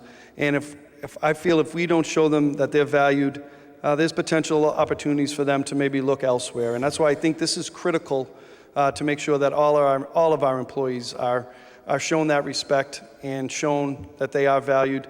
And again, you mentioned mixed messages. I think that would be as bad of a message that we can send to those 83 employees as any could be made. Council Turco. Thank you, Mr. Chairman. Mayor, I agree with you. You talk about how the lower paid employees are the ones most directly affected. And this one, personally, I will tell you that because we spoke about it. In January, the state went up on the minimum wage to $12 an hour. The city of Peabody was paying under minimum wage. When I called about that, about the 30 or 40 so employees that were being paid under minimum wage, I was told that there is a state law that says that cities and towns are not obligated to pay minimum wage. So I'll use my own family, and I was told never to use your own family, but I have to in this case. My wife was making $11.65 an hour as a paraprofessional. She did not get put up to $12 an hour. The city side, I think you rectified that, Mayor. You took care of that. The school side did not. A month later, or maybe 6 weeks later, she was eventually brought up to the $12 an hour. I don't know if that was due to a decision or she never got retro check, Mayor. She never got a retro check. Nobody, none of those paras at minimum wage or below minimum wage got a retro check. So I don't understand the validity of sending retro checks. You want to talk about $70,000 employees? Let's talk about $10,000 a year employees and whether they deserve a retro check. I think it would have been for my wife maybe $14. Just saying. I mean, you want to talk about fair and equitable? That's fair and equitable. Those are our lowest paid employees, but yet those are the ones that we continually. Let's cut those. Let's put those to the side. Let's not raise them to minimum wage. That bothers me greatly. Anyway, thank you. Well, that's a good point. I mean, I'm bringing forward on the city side right now, and when they did adjust the minimum wage laws, we immediately came in to make sure that was changed. There's a number of people work in the city, on the city side, that are minimum wage, and we wanted to adjust that and make that change. And in fact, in this budget, I think it's going to be changing again January 1st. We've made that adjustment to prepare for that. Probably be bringing that to you shortly before that. But again, to me, I can rehash this. To me, it's an issue of fairness and valuing everybody. I don't want to penalize somebody for not being in a union. I think unions are great. I grew up in a union family. They're important. But I think that we'd be sending a message where we might be penalizing somebody who's not in a union. And maybe they need to look at that. I think that opens up a whole number of questions for the future if that we go in that direction. I can only imagine what Sharon Cameron would be if she was receiving overtime payment for the work that she puts in, or Bob Labossiere or Beth O'Donnell and some other people that I know are putting in more than 32 and a half hours per week. If we start paying overtime to the employees above and beyond the standard 32.5 hours or 40 hours, that could really adjust some budgets. So that's why I think this 2% is something that's extremely important. We're not asking for retro today, but it is directly connected to this. That would be at a later date to ask for the retro payment. But I understand your your thoughts, Councilor Turco. We've talked about this many times in the past. You and I have bantered about this. But I do think it's an important vote, again, to show the respect to all the employees. Councilor Stress. Thank you, and I certainly do appreciate Council Turco's thoughts, in which most of them I respectfully disagree. I got to tell you, I'm not even sure if this what's in front of us is talking about retro as it sits. I believe it's something that would come back to us second. Yes, this is for the ordinance change, but the retro would be, it's directly tied to this, though, so I think it is an important discussion to have at this moment. But it would be something that we would be bringing to try to tie into a couple of other unions. Sure, and that's why I would speak about it. I got to tell you a couple things. Going retro, I believe that money has already been budgeted into the budget that we're leaving, so that money was already budgeted to it, so it's not like we're looking to recapture money somewhere else. The other thing is, again, with fairness, I got to tell you, as a president of my union and who sat on negotiations for both the city side before and now the union side, I would actually, as a president of the union, would love to be able to have city hall workers in a union, because that would be a hell of a one win for the union. Looking at it as a budgetary item and aside as a city council, knowing the hours that our department heads put in, it would kill us. Either two ways, financially, or they just want to be putting it in the hours, the 50, 60, 70 hours that they do. The other way is, I haven't heard of one department head yet or high-ranking employee that ever left Peabody to go to another community for a pay cut. It has always been a pay increase, and that should tell you what we're doing and what we have. I think every one of these department heads, I will say, as the mayor, you indicated, we reach out to every single day, sometimes twice a day. And no matter what time of the day it is, I always receive a phone call, even if it's 6 o'clock or 7 o'clock at night, back to me about my request or what I'm looking for. So I do think it's fairness because, like you said, if the union members are, again, I'm a president of the union. If the union members are receiving 2% raises and they at some point in time do not receive the increments as they do, at some point the union employees will be making more money than our department heads. Right? And I'm not quite sure that's the avenue we want to set as precedent.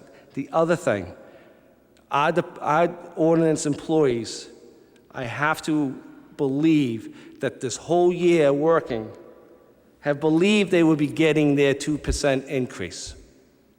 And if to pull that back right now, I think we'll be really sending a wrong message, because they would be demanding, no matter if the union's in negotiations, the contract is settled, or anything else, they were going to be saying, I want my pay increase, if they're going to get one, each and every year at time due, and not wait until all the contracts are settled. So even though I do obviously respect Mr. Turco's position, and some things I do agree, but largely, I disagree. I believe this is something moving forward, to having good employees making the decisions on behalf of this city. And most of the time, they're probably saving because they're here and they have their longevity and understanding how this quirky city works, that they're saving us the increase doubled 3 times that we're paying them. Thank you. Councilor Melville. Thank you very much, Mr. Chairman. This is a difficult one, but Mr. Mayor, you had mentioned before that this has been a tradition that based on the union raises, that you would come back and then essentially make the non-union ordinance employees equal to that. Is that correct? Yes, and that's certainly something I've relied on institutional knowledge from Mr. Gingras, Patty Schaefer before Mike. Then this is something that mayors have done in the past once they get a number of union contracts settled. And really, this is an issue of timing. You know, I was able, not I, but our team was able to settle the police and fire contracts a year ago. I could have come in at that time and asked for the 2% for ordinance employees, and it would have just been a part of last year's budget. I wouldn't have asked for a retro. So in some ways, this is a timing as to when I brought it forward. I just thought it was better for all of us to be able to bring it after we have a large number, the majority of contracts settled. We still have an AFSCME unit, a couple of other dispatchers, I think. Those are moving along. But a lot of it is just when I brought it forward. If I had brought it right after I did the police and fire, it would have been a year ago, and it wouldn't have been a retro. It would have just been part of the budget. So in some ways, this is just timing as to when I presented it. But it's been something that's been done by mayors in the past. And just so I can understand through you, Mr. Chairman, when you're negotiating with the unions, you're anticipating that this is going to be something that goes with it, correct? So when you're budgeting, when you're basically setting your negotiating position with the unions, it's with the understanding that these, I believe it's 87 employees would be getting similar treatment. Is that correct? Yes, I just always felt that that was the right way to proceed, that it would be for all. Thank you very much, Mr. Chairman. So Neil? Thank you, Mr. Chairman. Just a general question, going back for the three previous periods, fiscal years, for like say 2018, 2017, 2016, what was the average, or I guess the percentage increase for this particular subset of employees?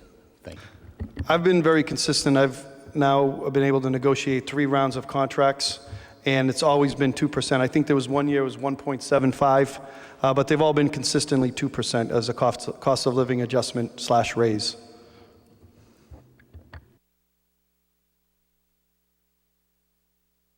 Thank you. Further questions? Councilor Rosenthal? Yes, thank you, Mr. Chairman.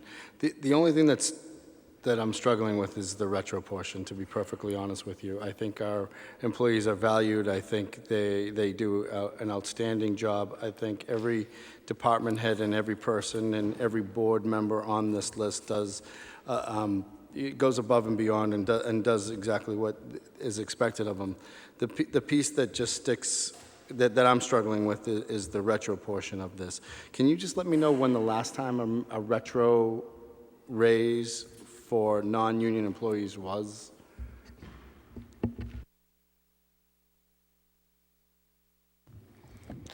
I can't really tell you because I think most of the raises have coincided with the beginnings of fiscal years, so we didn't have to go backwards. And at this time, we're not looking at a retro at this moment.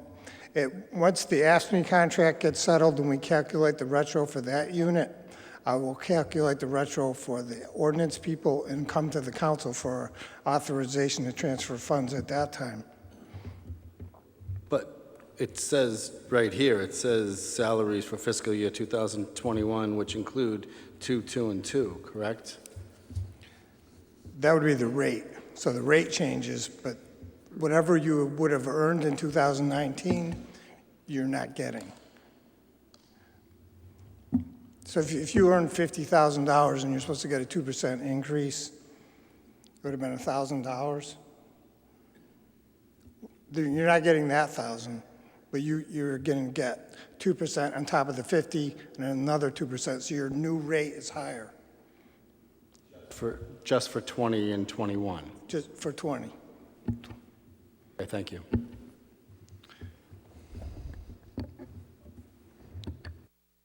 Councilor Sasslaw? Thank you, Chairman. You know, one of the things when I look at this is I look at the positions. I don't want to throw names out there. Just like we're going to start about the Charter Commission next week, it's about the position. It's not about the person who's in the position. You know, I think that this budget was a very challenging budget. And as I stated when we had the school superintendent here, I asked about the 1% furlough, or the 1% well, the teachers asked, and technically they were never asked. And I think when times are tough and things are challenging, you got to share the burden. And 25 years union member. Now I'm in the private sector.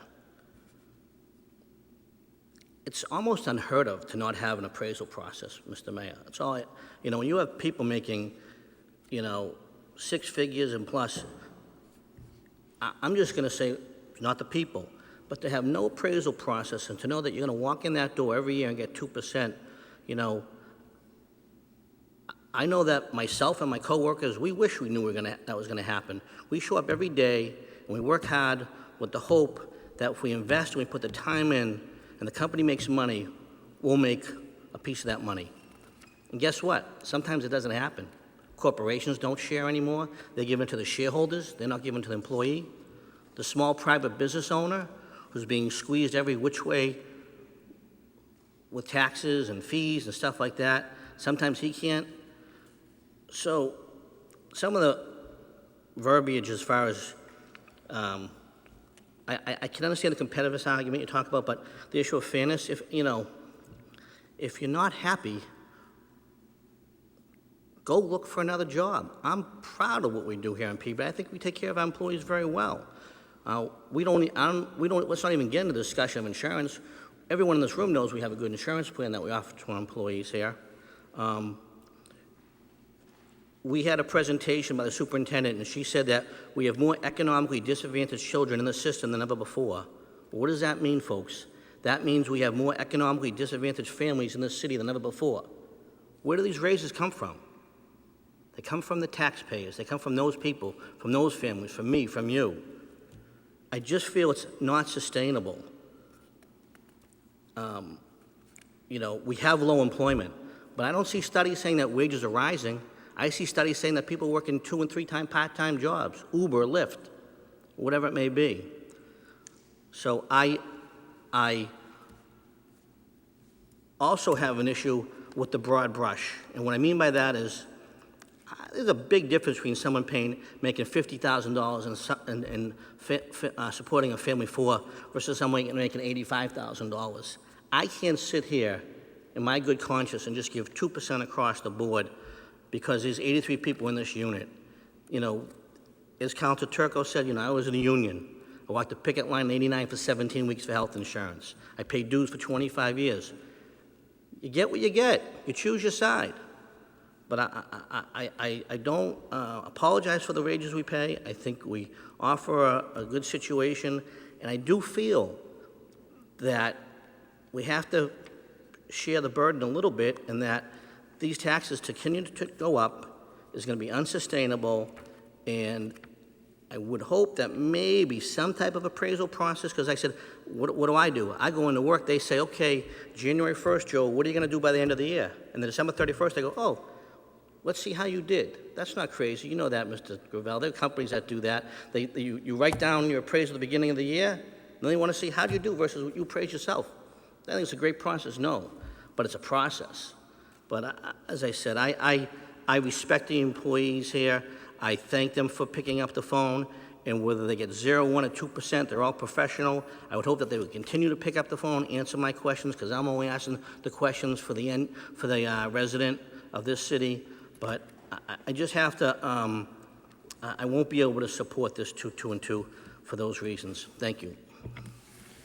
Mr. Chairman, if I could, I want to end this right now. To make a claim that we don't have an appraisal process in the city is ridiculous. I meet with the department heads. We go through our budgets. We review the employees. I understand the council spoke to somebody as a department head. But to claim that there's no appraisal process or people are not being assessed for their work quality is just ridiculous. I just want to end that now because that does not happen. Thank you, Mr. Mayor. Thank you, Councilor Sasslaw. Councilor Manny Martin. Thank you, Mr. Chairman. And I imagine also, Mr. Mayor, that they're employees at will, so if they weren't performing, you could let them go. Yes. Thank you, Mr. Mayor. So if I could get to the formula that you used in giving these 2 and 2, and if you could go to the information technology manager for me, because I'm a little confused, because under the 2019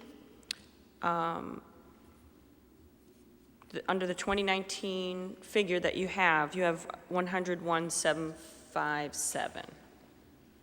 Nope, not on, that, my point is that the budget number is different than the document that we have here. So if you could, on the document here, Mr. Gingrich, the one that we're working on with the ordinance, the 222 numbers. So I guess what, just last week, when we were here on Thursday, that figure for the 2019 salary was $91,000. And then by the end of the budget process, and I understand you guys rolled in a couple of stipends, so the stipends are out, but the monies goes into our budget. And the raise came to $99,000 for 2020 at a salary increase of 8.3%. That's the budget that we discussed, what's tonight, Thursday night. So tonight, in this document, you have the 2019 number, the jumping off point, at already $101,757. So it's already 2,000 over what we discussed on Thursday for the 2020 number, which you indicated you were speculating the 2% would go through. So these numbers aren't working for me. So by the third year of the 222, if it were to pass, that line is up to $105,868, which in essence is a 15% salary increase in 3 years. So that's just one, I'm really having a hard time wrapping my head around that one. That position's a little bit tricky because for a number of years, we've been paying stipends out of golf course, skating rink, fire department, Brooksby Farm. So we've consolidated that. And in the budget for 2020 is $99,000. And that includes what formerly had been in the fire department and Brooksby Farm. What's not included is what we're going to charge to the golf course and the skating rink under their part-time wage accounts, which is an additional amount that would get to the middle column, which is the 2020 column of the 103. So he had been earning almost $10,000 in stipends, and we're putting those into the ordinance. Okay, and stipends, to me, usually are monies from elsewhere outside of our budget. So we're taking on that $10,000 in the budget in the form of a salary increase for that one part. So where did those stipends come from, and where did they go? He was on call for the fire department 24/7, so he was getting a stipend there. He was also getting a stipend for the Brooksby Farm point-of-sale system and software up there. In addition, skating rink and golf course. So the skating rink and golf course are still outside the city budget. That's why the ordinance is a higher level than what's in the budget. Okay. So the $99,000 for 2020 in the big book budget that you have, which included a 2%, was $99,000 in 2020. Yet you're in this one for 2019 column, you already have them up for $101,000. I just don't get it.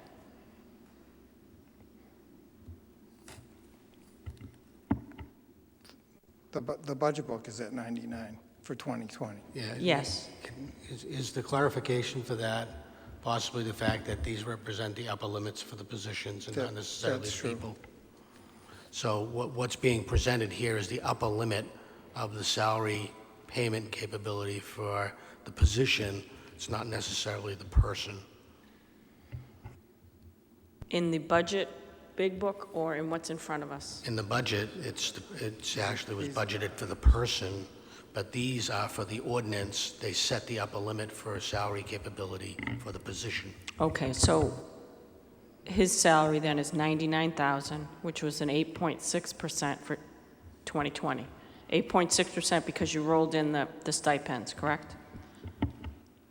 That's right, but he's going to get additional stipends for the skating rink and the golf course that are outside the 99. They're in the other budgets.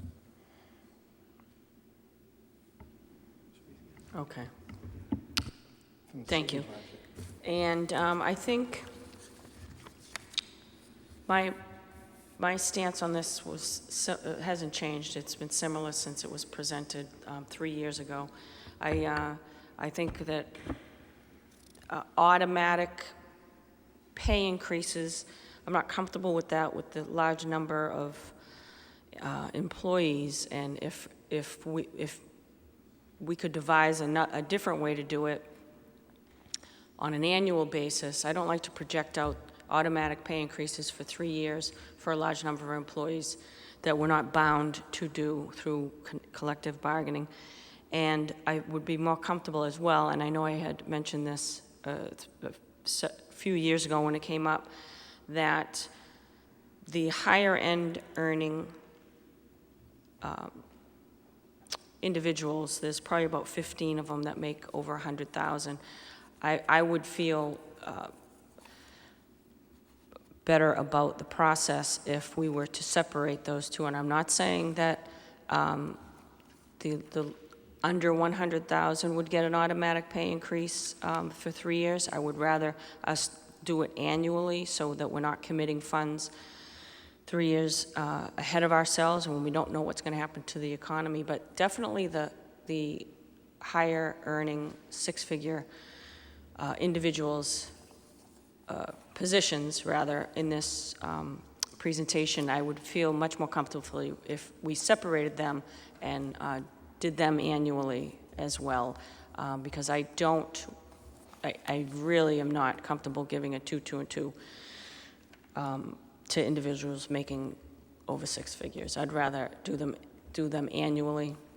Definitely do those annually, and I'd be more comfortable doing the remainder of them annually as well. I'd be more inclined to give 2% annually to folks that are under, say, $99,000 a year. But I'd like to in the future see them separated, and not to say we flat out deny people, but just take a look at them differently and annually, as not to project ourselves, not to get ourselves too far ahead of ourselves if the economy tanks in 3 years, and we've committed to this number of people. Certainly in those making over 6 figures, I'd like to separate. So thank you very much, Mr. Chairman. Thank you, Councilman Martin. Other comments? Council Rosano. Thank you, Mr. Chairman. Actually, through you to you, where the ordinance specifically has language regarding fiscal year 19 through 21, which includes 2, 2, and 2, me personally, I'm not opposed to the moving forward with the 20 and the 21. My hang-up, my issue is the 2019. And as Mr. Gingras stated earlier, that hasn't come in yet. So would it be appropriate to vote affirmative for the ordinance, but then in the negative for the bill that will be coming before us later on regarding the retro amount? Yes, it would, because fundamentally what you're doing is you're setting the maximum rates that people can be paid, but they're not funded yet. So you could say, well, I believe that's the right maximum rate for the position, but I don't believe that I want to fund that through the transfer. So that's perfectly legitimate. Thank you.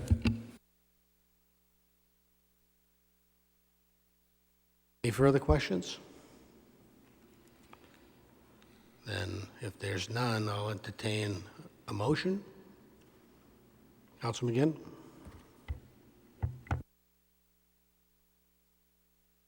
And I'll let you dispense with the reading of all the positions.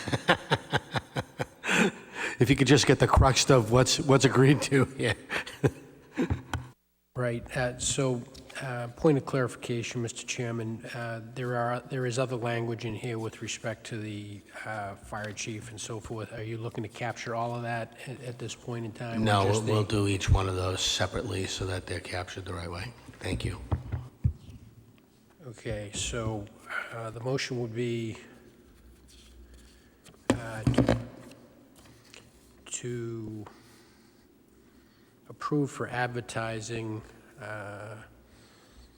an ordinance amending Section 1820 entitled Schedule of Compensation for Part-Time Positions and Section 18-21 entitled Rates of Compensation for Full-Time Positions Not Subject to Collective Bargaining, as indicated in the communication from His Honor the Mayor dated May 29th, 2019. So moved. On the motion by, very good, well done, Council McGinn. On the motion by Council McGinn. Any comments? Would you like it repeated? Okay, so the motion was that we're going to dispense with the reading of the positions and that we're looking to amend Section 1820 entitled Schedule of Compensation for Part-Time Positions and Section 1821 entitled Schedule of Compensation for Full-Time Positions Not Subject to Collective Bargaining, in accordance with the requests made by the mayor in his communication of May 29th, 2019, and your vote is to advertise.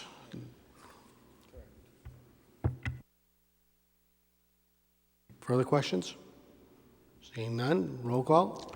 Councilors Mitsoulas. Yes. Melville. Yes. O'Neill. Yes. McGinn. Yes. Rozignol. Yes. Manning Martin. No. Sasslaw. No. Charist. Yes. Gould. Yes. Turco. No. Gravel. Yes. Motion carries 8-3. Now, in that communication, there was also an ordinance amending 18-18C, which was attached to all of that stuff. Mr. Mayor, would you like to talk about those?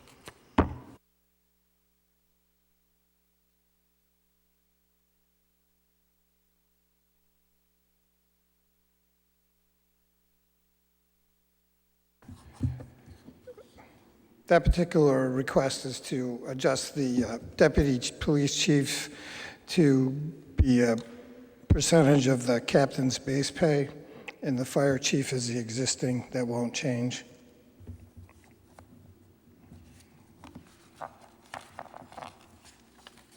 Everybody have the page in front of them, have the language. Any questions to Mr. Gingrich or the mayor?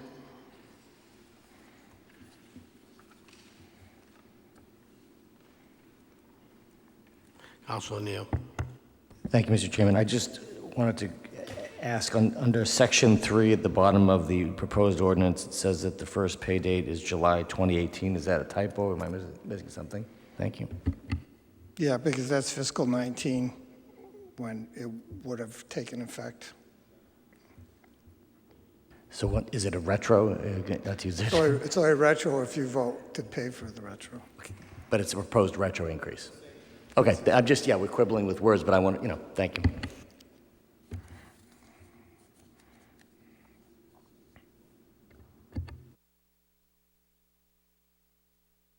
Yeah, Councilor Rosano.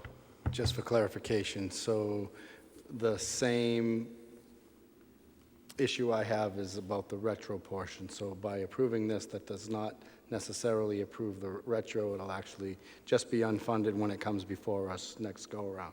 Right. Again, he has currently no funds to do any of this. So all you're doing, you're changing the ordinance. You're not changing the pay of the individuals. And he has to then bring before us the funding for it, which he'll take from either reserves or he'll take from adjustments to accounts, whatever's available. And at that point in time, you'll vote each of those things uniquely to be able to fund the positions. Thank you. Further questions? Councilman McGinn? Thank you, Mr. Chairman.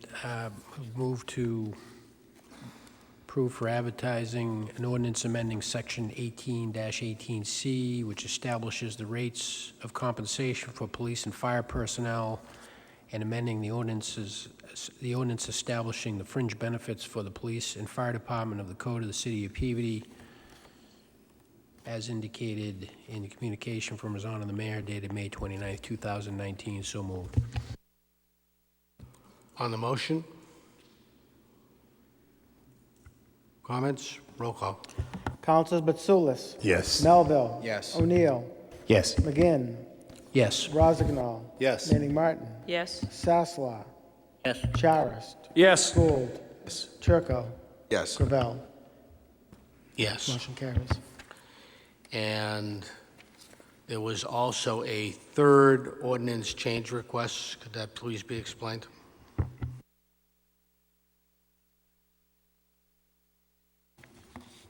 This request is to formally tie the longevity, personal days, funeral, and civic duty leave that ordinance would receive, whatever the AFSCME bargains.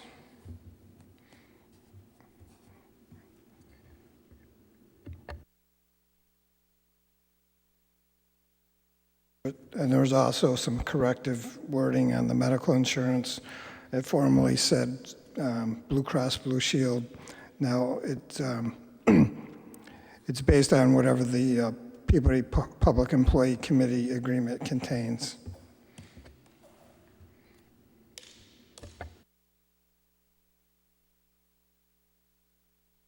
Questions on behalf of the council? Yes, Council Shrestha. Mr. Jenkins, are you saying that language wasn't about the medical in the ordinance? I'm not understanding why you said it was added or... This is a corrective wording. It referred to Blue Cross Blue Shield directly instead of whatever the committee agrees to and the city bargains with. Then So it's just cleaning up the language. That's cleaning up The that- meaning is the same, the intent is the same. Right. It's just cleaning up the language to speak exactly to what it is. Right. Thank you.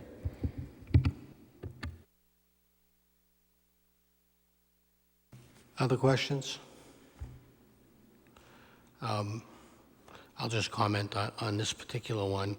I don't know that this one is as critical, and I think there's information that I think all of you would need to see as it pertains to this. Like, for instance, by making them equal to AFSCME for longevity, if they don't currently have longevity,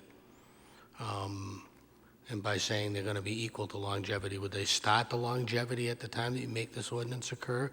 Or would they be given the longevity based upon their time and grade? And if so, what is the cost of that? The same thing for any of the others, like personal days, funeral days. It may be that they're currently getting exactly the same and they're just trying to bind the two, but I'm a little hesitant not knowing. That's just my opinion. And I don't think that this hinders anything for the fiscal year end, but I do think it's something that deserves a little bit of review with detail. No, I can get that information for you. So why don't we leave this in committee for the moment so that we can move on with other items? Because again, I just don't feel comfortable we have enough information right at the moment. The motion would be to leave this in committee. All in favor, any opposed, vote. Okay, that brings us to the transfer of funds for various departments.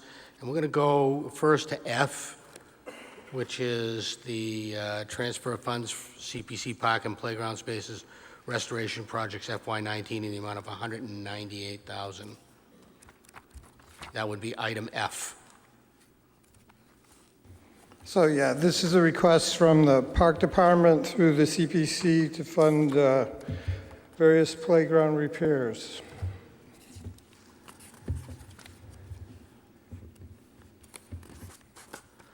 Any questions on behalf of the council?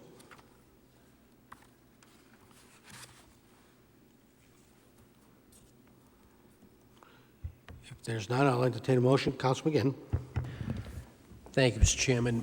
Move to approve the transfer request from account 270-000033-021 in the amount of $198,000 CPC Open Space Fund balance to account number 270-1811-58-562-2019-000380 in an amount of $198,000 CPC Parks and Play Spaces Restoration Projects FY19. So moved.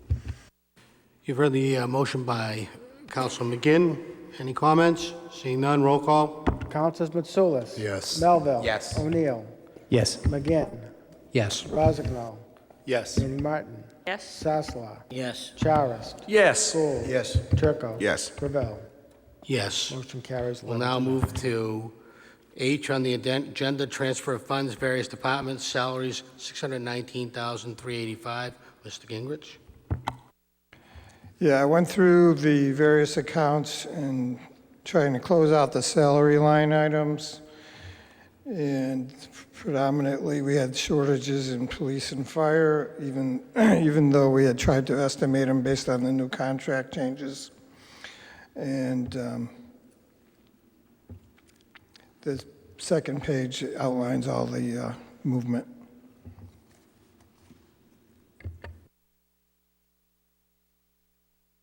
Questions on behalf of the council?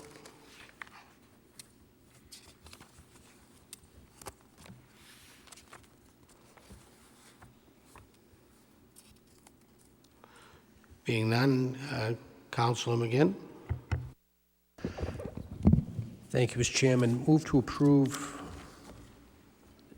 the transfer requests from various department salaries as indicated in detail on a list attached to a communication from His Honor the Mayor dated June 6, 2019, in a total amount of $353,900, and other sources also listed in that same document in a total amount of $265,485 for a total transfer amount of $619,385 to various department salaries listed on that communication in a total amount of $619,385. So moved.